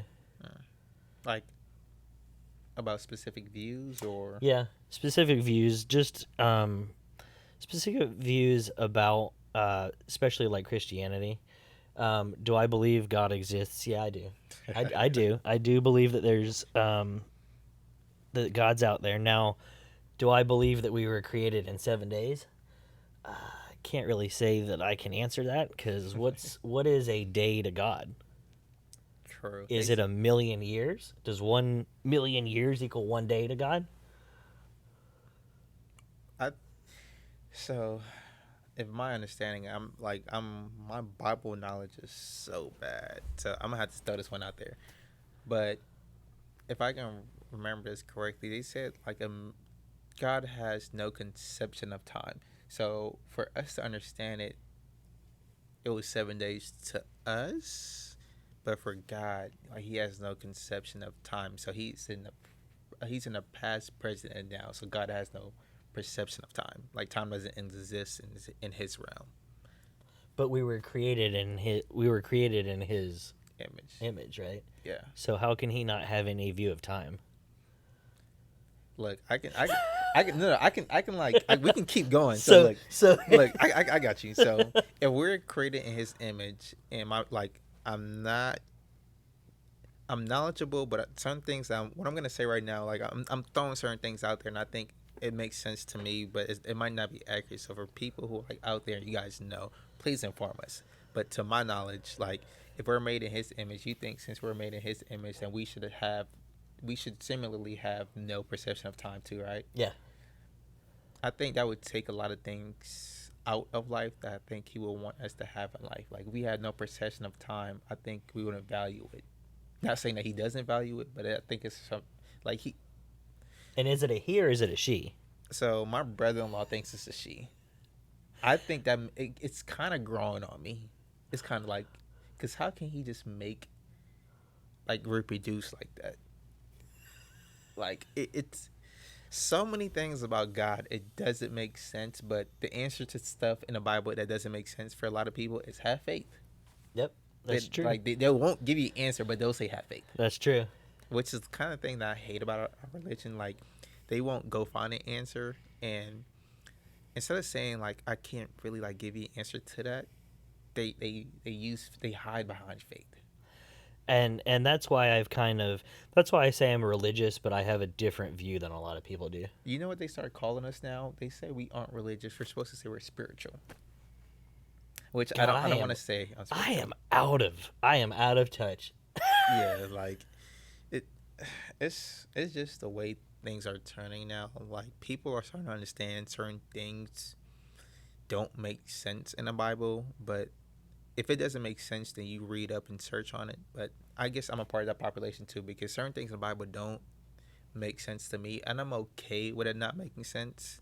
Certain things in my life, like I'm okay not knowing, and like one of the things I'm okay not knowing is like certain things to do with the Bible. Like I want to have faith, and I want to do unto others as I want done to me. Like I just keep a very positive mindset, and there's those people out there who would just be like, "You're just stupid. You just following it blindly." I think, yeah, I am, but it's a positive framework that I can keep having, and like there's no ill will that comes of it though, because I'm like I'm not doing anybody bad. Yeah.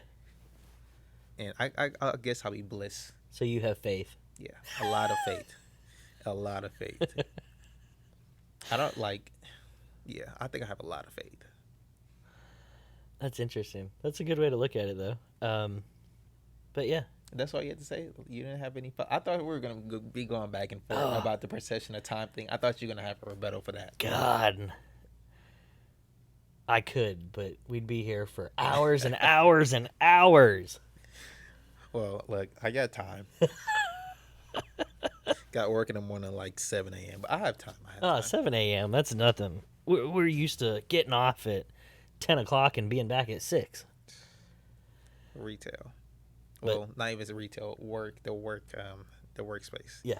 But yeah, religious. Yeah, I say I am. Yeah, we'll have to do a whole podcast on.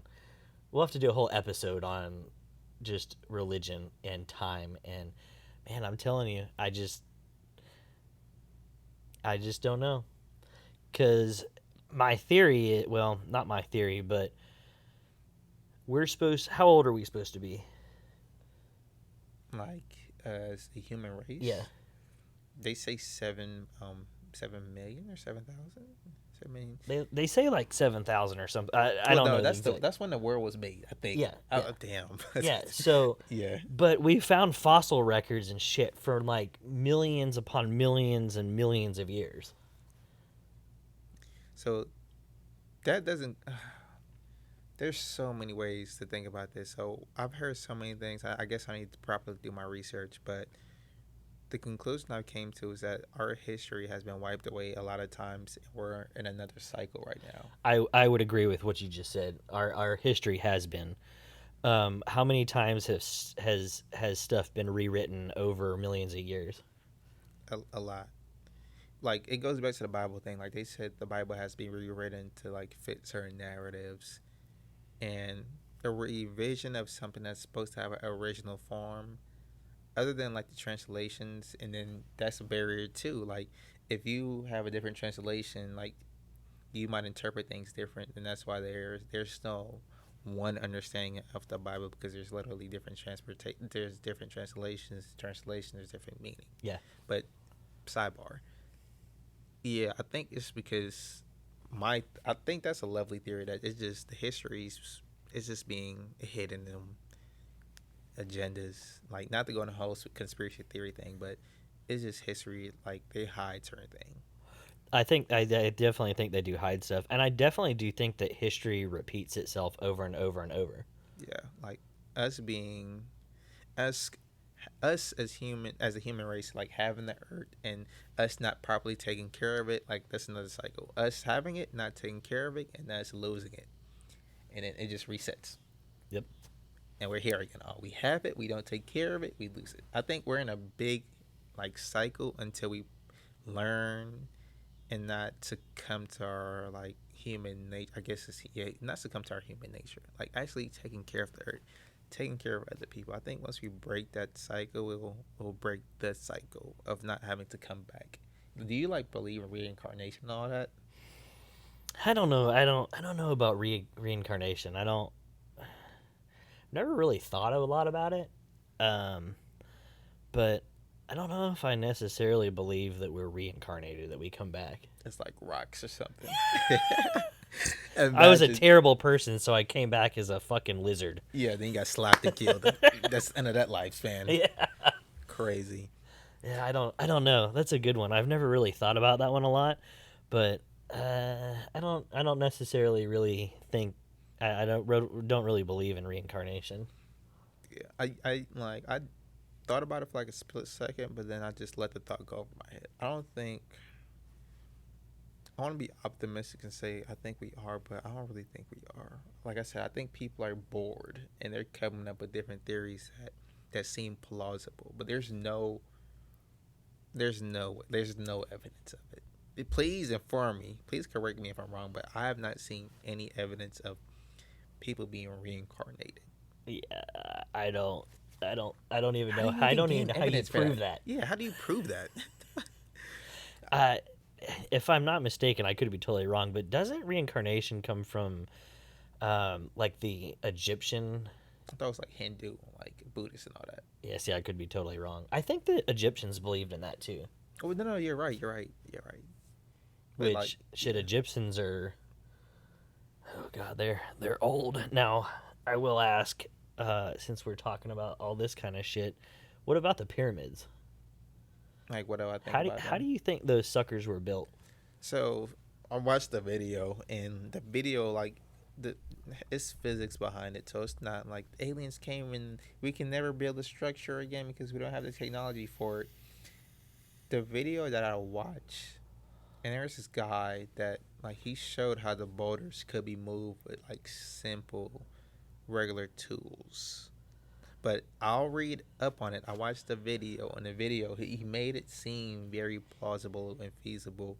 He's using regular tools, so Yeah, don't but think shit, it's- that those, from my understanding, yeah, that shit, those stones are, big as hell, and they weigh a They're ton. big as- I think there's like a ton. They're like a ton. yeah, they're fucking huge. They're mammoth stones.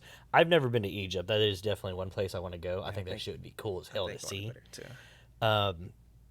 But my understanding is that shit got moved from like 500 miles.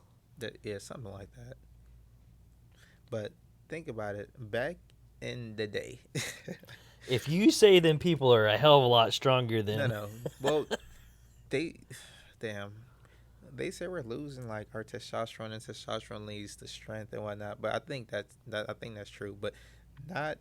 I think back in the day, like they were in a harsher environment, and the people who ruled over them just could make them do anything that they wanted. So if they say move this shit from here to here 5 miles, that shit had to be done. There was no sir, I need a break. There was no hey my arm's tired. Like no, that shit was getting moved or you were getting whipped or punished. Like I think people are forgetting how bad times were back then, and that all the excuses, not even excuses, like it's real life. Like I'm tired. You couldn't be tired back then. Like you had to do whatever was asked for you to whatever asked for it to be done to do it. And there weren't excuses. So I think whoever ruled in the times of the pyramid and were asking for it to be done, They that were shit telling. they were telling. they were just And saying that shit got done. they were saying get it from fucking point A to point B in this time frame or else. Yes, or you know what they did? They got that shit there and they got it set. But then, like like they said, like each pyramid is lined up with like something. Like each pyramids are like certain coordinates like apart from each other that measure up like the number 666, and like there's like so much shit. Some of the things I think are just like coincidental, but like certain things like that's a little sketchy. So like the coordinates of like each pyramid and it lines up with something. I forgot what it was. I think that's a little fishy. But then you got to think about the people back in the day. They didn't have all like the system like the Google Maps that we had. They didn't have that, so they had to go off to like the stars. Yeah. So the stars are like this far away from this one. That's how they were measuring like the pyramids. They weren't aligning it with like the Earth. I mean, they were, but it was based off the stars. It wasn't based off like A satellite in the calculations or sky. like no, like the star is like from here to here, so I'm put it right here because my God, like I have to praise the God from like this. I can like it's so meant like for people. I'm not even that informed, but I can make it make sense to somebody who isn't informed, and it's just not a big conspiracy all the time. Like for a lot of times, it's not. Just think through it. Yeah, you just gotta think through the common sense of shit. Yeah, I know. Like the conspiracy theory, it seems so fun to think about, but you have to fight the urge. It's not always a conspiracy theory. Just stop for a second and think. I definitely agree, but I definitely do think there is some truth in some of the conspiracy theories. Just because I don't think the 1%ers, I just don't think they want you to have all the information that's out there. I used to think that, like, it was fun to think about, but what do they gain from us, like, not knowing certain things other than us just being more successful than them? Like, what else is there to gain? What happens if it's like the simulation? They're running a simulation on us. Then us knowing would mess up the fluidity of the simulation. That's the only thing. Like, if we were to know in a simulation, then we would mess up their data. Like, oh, fuck. So they know, so they won't. Like, it doesn't make sense. I don't know. To me, it doesn't make sense. What do you think? I don't know. I don't want to have some guy come knocking on my door tomorrow. But I don't know. I do think that there is something to the 1% of the 1%. I do think that there is definitely somebody that there's not somebody, but I do definitely think that there might be a group of people that kind of control the whole world. Shit, what do you call those people? Not Illuminati. I was gonna say the Illuminati. There's another name for them though. It's not just the Illuminati. What, the Freemasons? Freemasons, yeah. Yeah, do you think that shit exists? No, it does, but not to the extent that we think about. I think the Freemasons that we see out there, because they said the Freemasons are just people who are enlightened, so they spread enlightenment. So my friend, actually, he's a Freemason, but like, he's just a. I gotta really talk to him, ask him like what does being a Freemason and like entails. But I'm pretty sure there's a code that he can't really tell me. But what he can tell me is just that he's enlightened. That's their. I guess. Please correct me if I'm wrong, but to my knowledge, Freemasons they're just enlightened. But the Freemasons that's associated with the Illuminati, they're the people who like make plans for like the world, for us to control the world, basically. Are those ones you're talking about? Yeah. No, I don't. You don't think so? I think there's a group of people who do control the world, but not to the extent of which we think it is. It's not like they're plotting. I think they control the world to not cause like global panic and to progressively roll out like certain technology. Like, imagine like we had a flying car tomorrow, it would break the economy. Like, that's why they progressively roll things into the economy. Yeah. Like it wouldn't, like, that's what I'm thinking about now. Like, it does sound fun to think about like there's somebody controlling. Like, no, there is, but not the way that we're actually thinking. And I have no clue. Like, I'm not on that side of the wall, but it's fun to think about. But if I think out to be realistic, it's not as fun and as catchy and spicy as we think it is. Like, I think it's really boring. Like, they come to the office and be like, who am I controlling today? How am I going to control the public? Am I going to like take gas down like to like 20 cents? I'm controlling the public. Like, I'm going to like, no, I think it's really boring. Yeah. I don't know. I don't think that they're sitting in an office. That would be fucking hilarious, though. Fucking sitting behind a desk. Like, they have that big round table, and they're just... What the fuck are we gonna do today to fuck people's lives up? Yeah, like... I don't think that part's real, but I definitely do think that there is a group of people that kind of have a say in what happens in the world. Definitely. For those people who don't think that there's people who don't have a say and like aren't making big decisions, I think you're just stupid. Like everywhere, that's just the organizational structure of everything in life. Even starting with God, like there's somebody who makes a decision. Yeah. So I think people utilize that framework in like that's a business model. Like you have your CEO, then you have your person underneath that. So there's always somebody making big decisions for everybody. It's everywhere. That's just the framework of life, to be honest. Yeah, in my opinion. Yeah. I mean, there has to be somebody. There does, or else there's complete chaos. Yeah. I mean, that depends on it depends on who you talk to. Some people think that we'll actually be better off not having a government. I think what's the complete, not anarchy. What's where we're just where we run ourselves. That's what we're for politically. Free society. I guess a free society. Yeah, I don't think we would do good in a free society. Like we got dumbasses today. You think we're gonna be ever able to govern ourselves? You got to be stupid. Like no. Yeah. We need some form of structure, but not to the level that we have it right now. But that's what you call a slippery slope. Yes. Like you can't want a government, but I guess you can. But that's just following that slippery slope. Like if you want a government, it's inevitable for it to get to the point that it is right now. But I don't think for those people who want us to have a free society, you must be in the wrong community. You must be in the wrong state of mind. I think there would be total chaos if there was no government at all. Yes, like when people are saying defund the police, I'm still trying to. I actually need to do research on that, but I don't think people thought it was what they were protesting. Like they didn't fully understand what they were protesting for. I think they were thinking that defund the police meaning that there would be no polices no more. Which I haven't done a lot of research on that, but I'll definitely tell you that if there wasn't any police, it would be a whole shit show of a different world. Like the same people they have those people that like they wiggle their way into like the crevice of society, and they bandwagon those ideas. Like, yeah, no, defund the police. So yeah, if I defund the police, nobody can come protect you. So I'm gonna rob you. Yeah.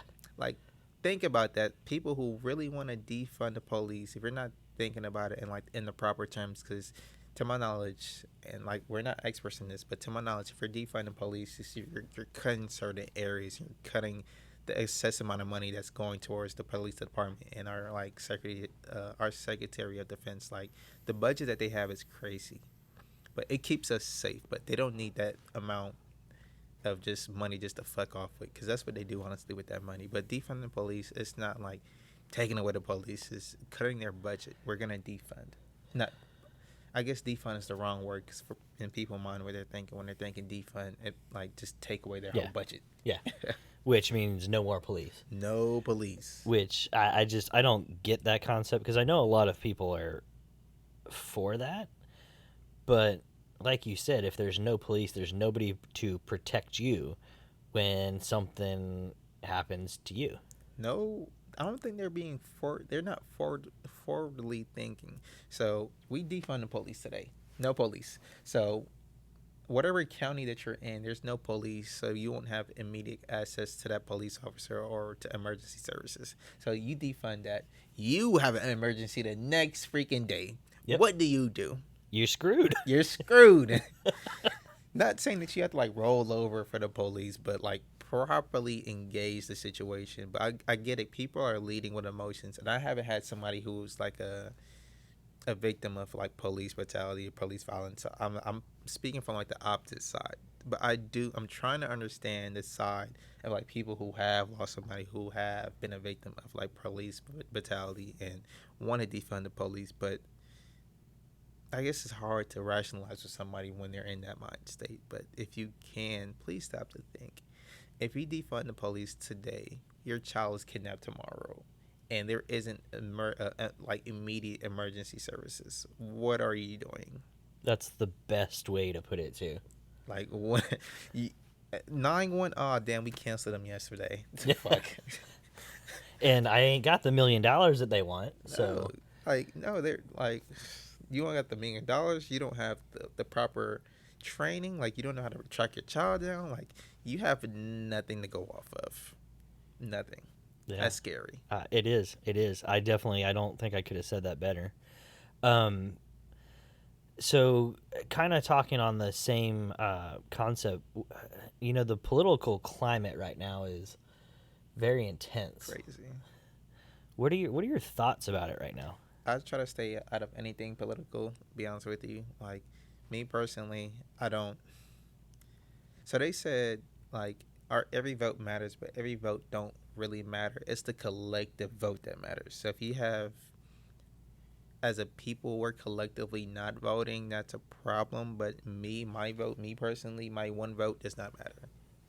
I think there's a misconception with that people don't realize. Like, yes, my vote, my individual vote doesn't matter, but collectively, if you were to tell like your group of friends, your friends will tell your other friends, and it spreads like a wildfire, that's what we don't want. We don't want the collective not to vote. Your individual vote doesn't matter. So, what do you think about the electoral college? You think that's how we should? So obviously, we vote, and It goes up. Yeah, it goes up to the nominees or whoever's part of that electoral college. Do you think that it should be? Do you think we should vote by popular vote, or do you think we should keep it how it is? I think we need to create a whole new new formula for the voting and how the integrity. I think we're losing the integrity of voting. And I think for a long time people like realize and are feeling like their vote doesn't matter because it really doesn't matter. So I think we need a whole new framework from like the popular vote and like the electoral college. Like I can't even think of a new system. I know we need a new system, and it's so stupid for me to think that it's stupid for me to think about a new system when I don't even have one in mind. But I know that we need a new like system. Well, actually, I did think about it. I think every state. Oh no, never mind. That's the same way. I can't even think about a new form. I'm like, what if each state our vote goes up and then goes? I'm like, that's. Well, that's the same thing, kind of, Yeah. as what we have now. I can't think about it. I can't think. No, I can't. I would definitely. What do you think? I don't know. It's interesting. There's different. I guess there's different laws in each state of how it goes up. Obviously, I think if we're going to do it that way, it needs to be all uniform.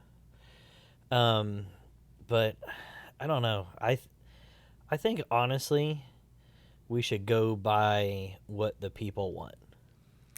I wouldn't be opposed to a new, as you say, a new way of thinking. But I definitely think that it needs to go by what the people of the country want. Sure. But how do we go about that though? Because like the process they have it now, even though it's flawed, it seems like it's the most efficient. To be honest, and please inform us. I really want to be educated on this, but like I can't really think about a new process that would have the same, because the process right now for people like the integrity has been lost. So a process that has integrity and is keeping in mind the thoughts of the people of the state, our state.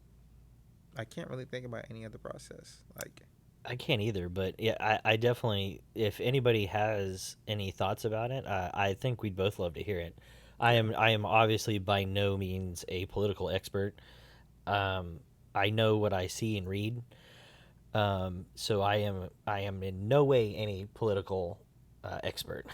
Yeah, I hate politics. Like this is one area that I skip over a lot. Like being a liberal, being a conservative. Like I have like such a small knowledge on politics that I hate having conversations about politics. One thing I definitely hate is you hear the terms left and right all the time. Yeah. And you can't ever be in the middle. There's no middle ground. I hate that there's like politics all aside. Like you can't be in the middle of everything nowadays. Either you have to be on the extreme end or you're not supporting whatever it is. Yeah, Like, you have to be on the extreme of either end of anything yes, nowadays. like either you're for it or you're all fuck against it. Like you can't be like, no, I understand like why they would want it, but I don't want it. Like so now you saying that you do want it or you're protecting them. Like damn, no, I'm just saying like I understand why they would want it. It's like no, why you being understanding of whatever they want? Like no, And I think that's bad. I think that's part of the problem that we're having nowadays. Is there is no middle anymore. No, Like you just can't be in the middle. no, and that's me. I'm a middle guy. Like I'm rarely on like one or the other side. Like I'm always trying to understand both point of views and I don't think that's gonna change. Like that's why my circle of friends are so small. Because if you can't come to the understanding like there's always gonna be two sides, probably three, and there's not just your side, we're not gonna be friends for a long time. Yeah, like no. I hate people like that. Like, oh my goodness, it's hard finding people who can actually stop to think in every instance, and that's me in every instance. Like I'm stopping to think, like, what do they like? Oh, I probably understand, but there's people out there who just jump to every conclusion and they won't backtrack at all. Yeah. But politics aside, like the world, I think the world has always been crazy. I just think people are now at a point where they're more educated than ever before, so it just seems like the world is crazy. I think the world always been crazy. Yeah. It's always been this way. There's just Not more. this way, There's but- more knowledge. Yeah. There's more access to knowledge. Back when I was growing up, when I was little, there was no internet, That's crazy. to or think there about. was dial-up internet. Oh my god. Do you even know what dial-up internet is? No, what the fuck is that? That sounds scary. So back in the day, before right now, if you had a home, like say we had a home phone line, Yeah. you couldn't use the internet and be on your phone at the same time. You literally had to pick one or the other. So phone or searching up how to make this recipe. Yeah, and it's so later tonight when you get home, I want you to look up the AOL dial-up sound. It's the sound that I grew up with. Dun, dun, dun. Yep.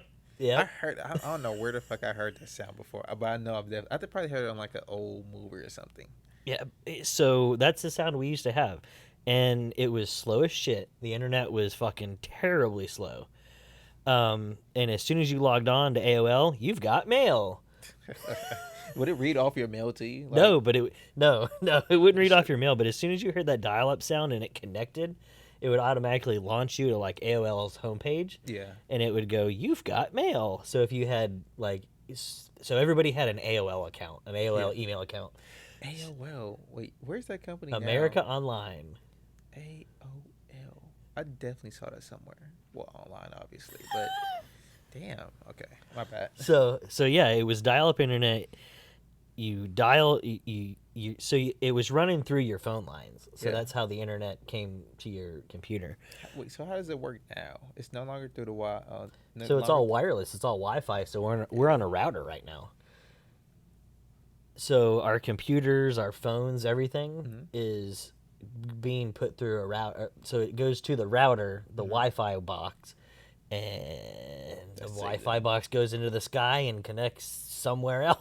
Oh my god, I need to learn about that. That sounds so cool, and I think like for the people behind the scenes actually setting that shit up, I think they're like these people don't even know what the fuck is going on right now. Like this shit's like it's like freaking butter on bread. Like this is the shit right here. But we're just like, oh, it's Wi-Fi. Like oh, it's not working right now. But Yeah. it's like the level of sophistication that goes behind it, I'm pretty sure it's crazy. So I don't.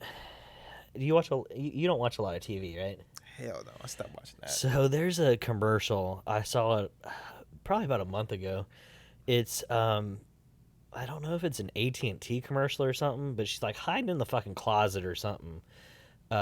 Watching, or it was a little kid hiding in the closet, watching something, and the bigger sister comes out and finds the kid and says, "You're so lucky to be able to fucking be watching whatever you're watching in the laundry room." And he says something, and she goes, "Yeah, back in my day, we didn't have that. We had dial-up." Literally, if you were on the internet, so like right now, if we were doing this podcast back in the day, Yeah. we're on the internet, and somebody, and this is before cell phones. Cell phones were out there, but not like that. So if somebody picked up the home phone, it fucking killed your internet. You were off searching that page. That I can imagine that like that would. I can imagine that like my brother, he used to play around and cut off the Wi-Fi while I was playing video games. I used to want to just choke him. And that's how that shit was when we were surfing the web. And our mom, our dad, they had to make a phone call. They didn't give a fuck that we were on the internet. They just picked up the phone and it hung up the internet. Damn. But so communication nowadays, it's there. We didn't have all these tools back in the day. I think we're just lazy now. Because I think a lot of everything that we want to know, we can learn it. But I think the fact that we can learn it and it's that easy and accessible, it just made us lazy. Like, it sounds so cliche to say, but like a lot of the things that I want to know, I'm like, I can search it up in like 4 seconds. Yeah. But I'm like, that feels like a lot. And all I'm doing is like opening my phone and saying, hey, what is this? Yeah. You're But asking Siri. You guys have to sit down, dial up, and do all that extra shit. Yep, just to get the answer to a question, or shit, we weren't even allowed to do homework on the internet at that point. For real? Yeah, we had to use fucking textbooks. Well, shit. Fuck. So, and you know, I grew up with computers, learning about the internet because my dad worked in, he was an operations manager for digital equipment and then Compact and HP. So I grew up with access to internet. So getting that firsthand was fucking awesome because a lot of people didn't have that shit back in the day. So it was cool to be able to, like, you were cool if you had internet. and like you were cool if you could look up something on fucking AOL. That's crazy. It is. It's so weird. There was an internet hierarchy. It was so weird to just be able to find what you needed to find right away. That sounds And convenient. today, nowadays, you can just get whatever you want at the drop of a hat. I can get anything. I can learn how to do everything. Like, the fact that we can learn how to do everything and there's, like, we're not taking advantage, it just shows how privileged we are. Because anything you don't know pertaining to anything in life, you can search it up. Yep. So, shit, I don't remember when YouTube came out.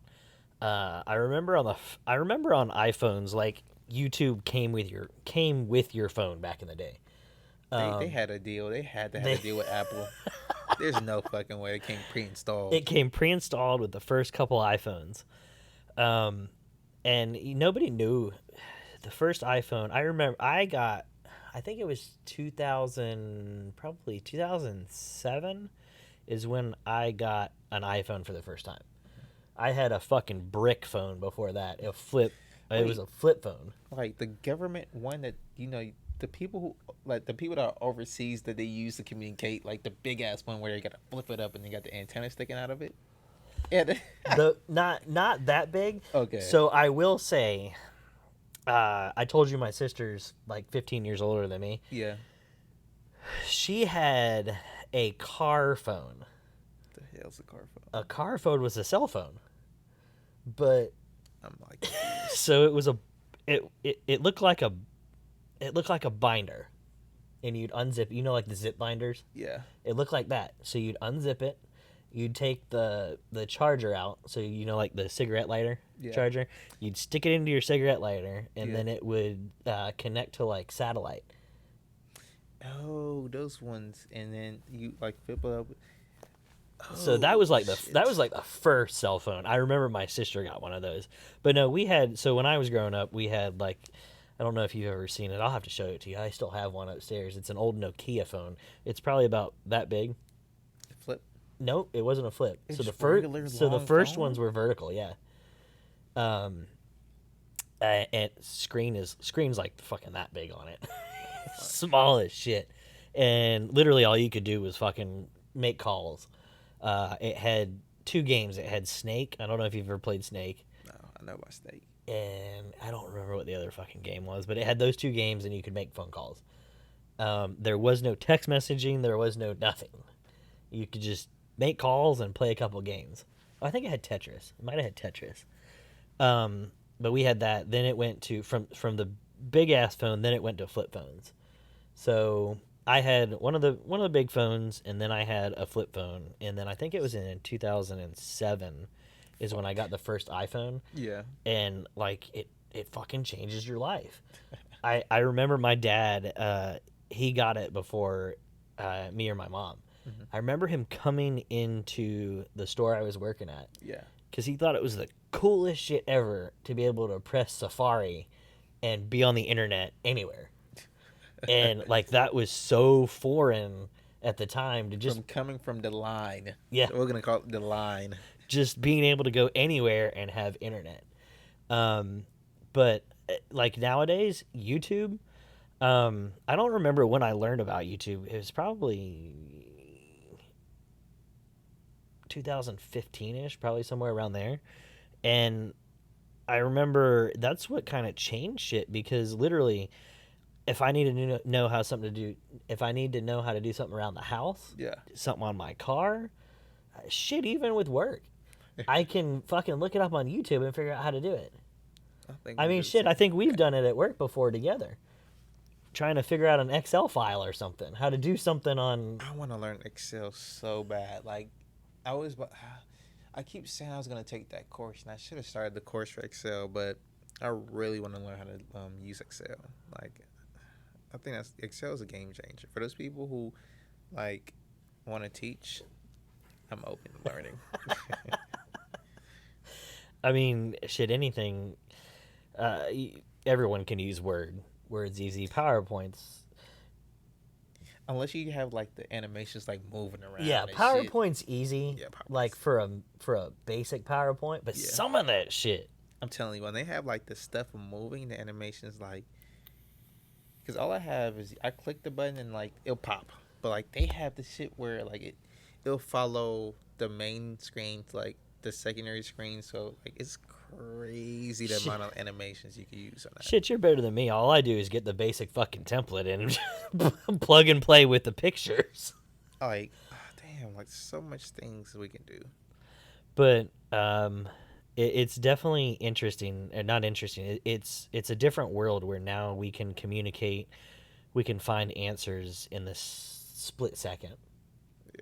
Yeah. You had asked me this couple months ago, sometime last month maybe. What are your stances on vaccines and vaccine practices right now? Like, should we administer them, or like the conspiracy behind them? What specifically? Everything. So what do you think? Do you think vaccines are good? Yeah. Those people who don't think vaccines are good, you're just an idiot.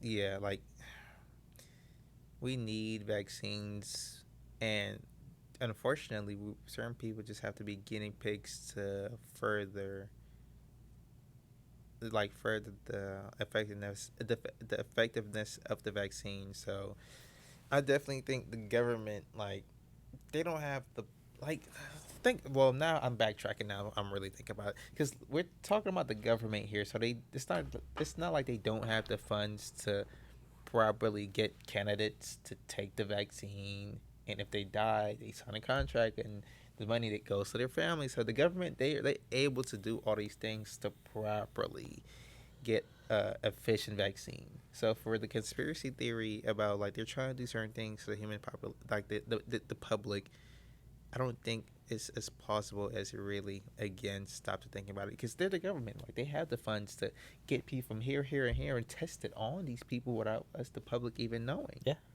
I agree. Like, they could do all those things behind closed doors. But, like, the whole COVID thing, and I think that is a little bit plausible. Like, COVID did a lot of good things for a lot of businesses and for the economy. Like, I think it rebooted everything. And I think it gave us a whole nother perspective. But the controlling aspect, It definitely changed a lot. It yeah. changed our culture and society a lot. It did.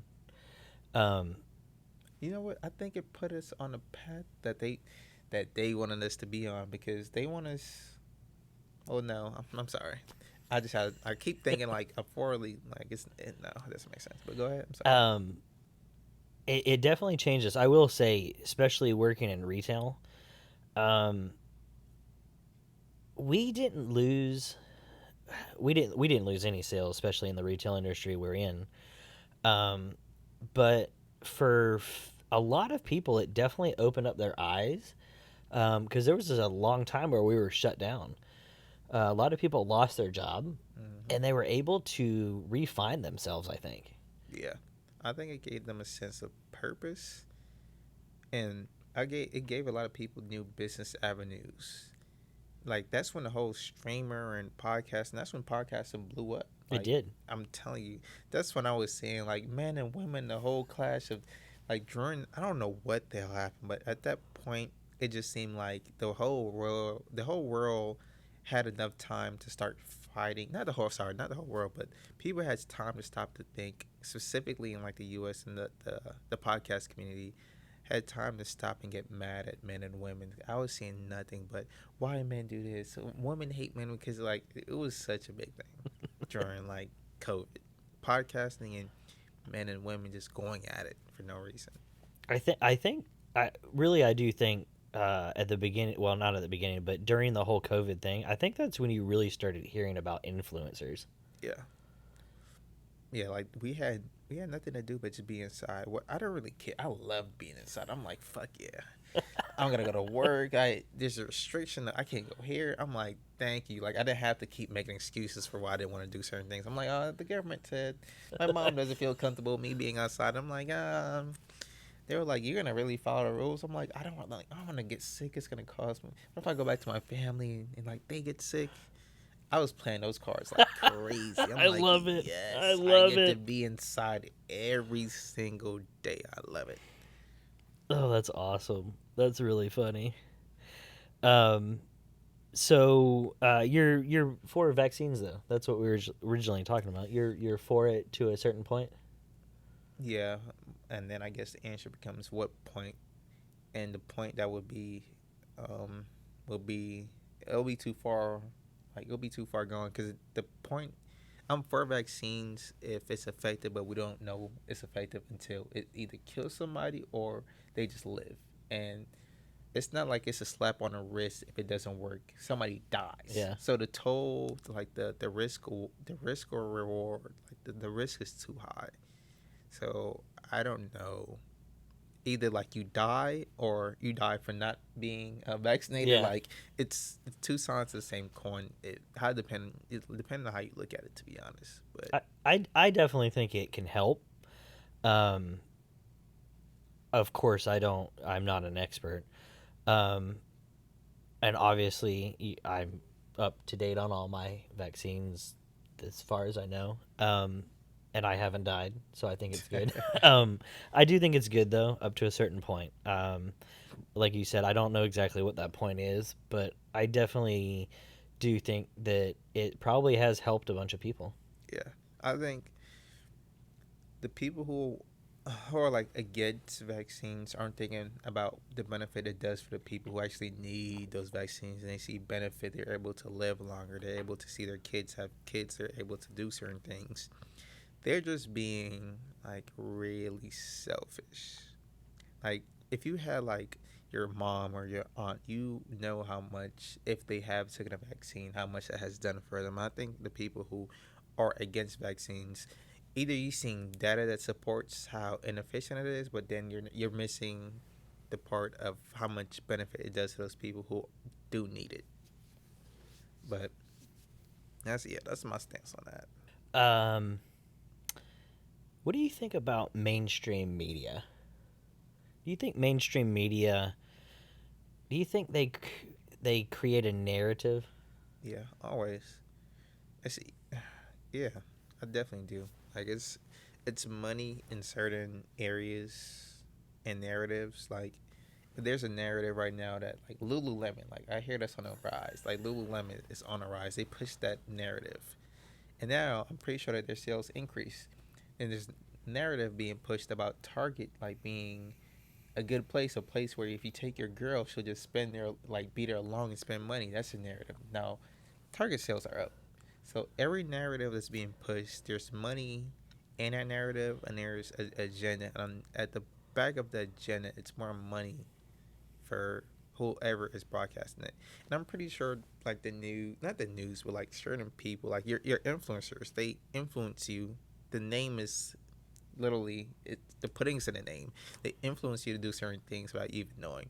So if they're your favorite influencer, and they for some reason now they're wearing a certain jacket, you're being influenced now to wear a certain jacket because you see your favorite person do it. Yep. So there's a narrative and everything, and the money, there's money behind it. So yeah, I definitely think the mainstream media has a narrative, and the narrative is money.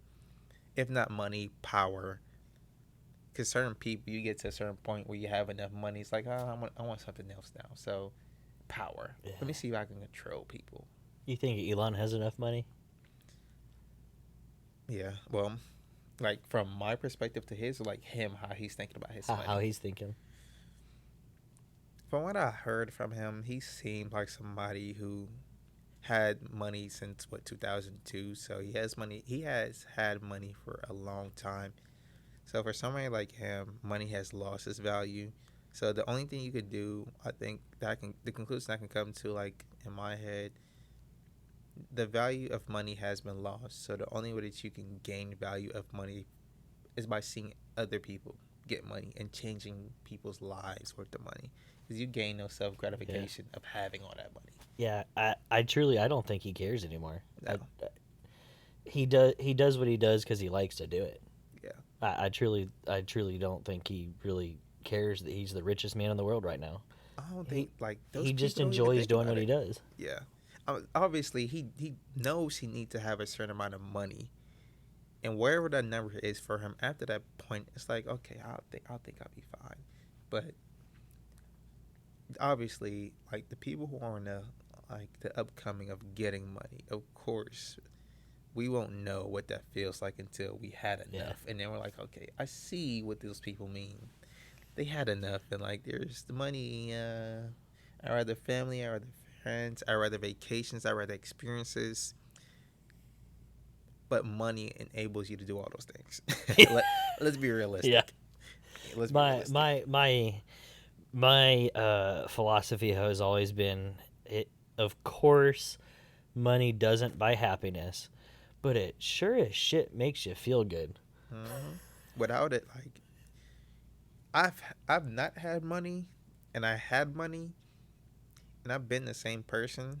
Like for certain people, money doesn't really change. I think it's an internal thing, and I'm not internally led by money, but just my characteristics are leading me to get money. But it's definitely nice to be warm, have air conditioning, be able like, to. I hate talking about money because every time I talk about it, it makes me feel like an asshole, because there's always people on the opposite spectrum who don't have it, and they're like, this fucking asshole. Like, what the fuck you talking about? Like, I have money that I'm able to live comfortable. I'm not stressing about any bills.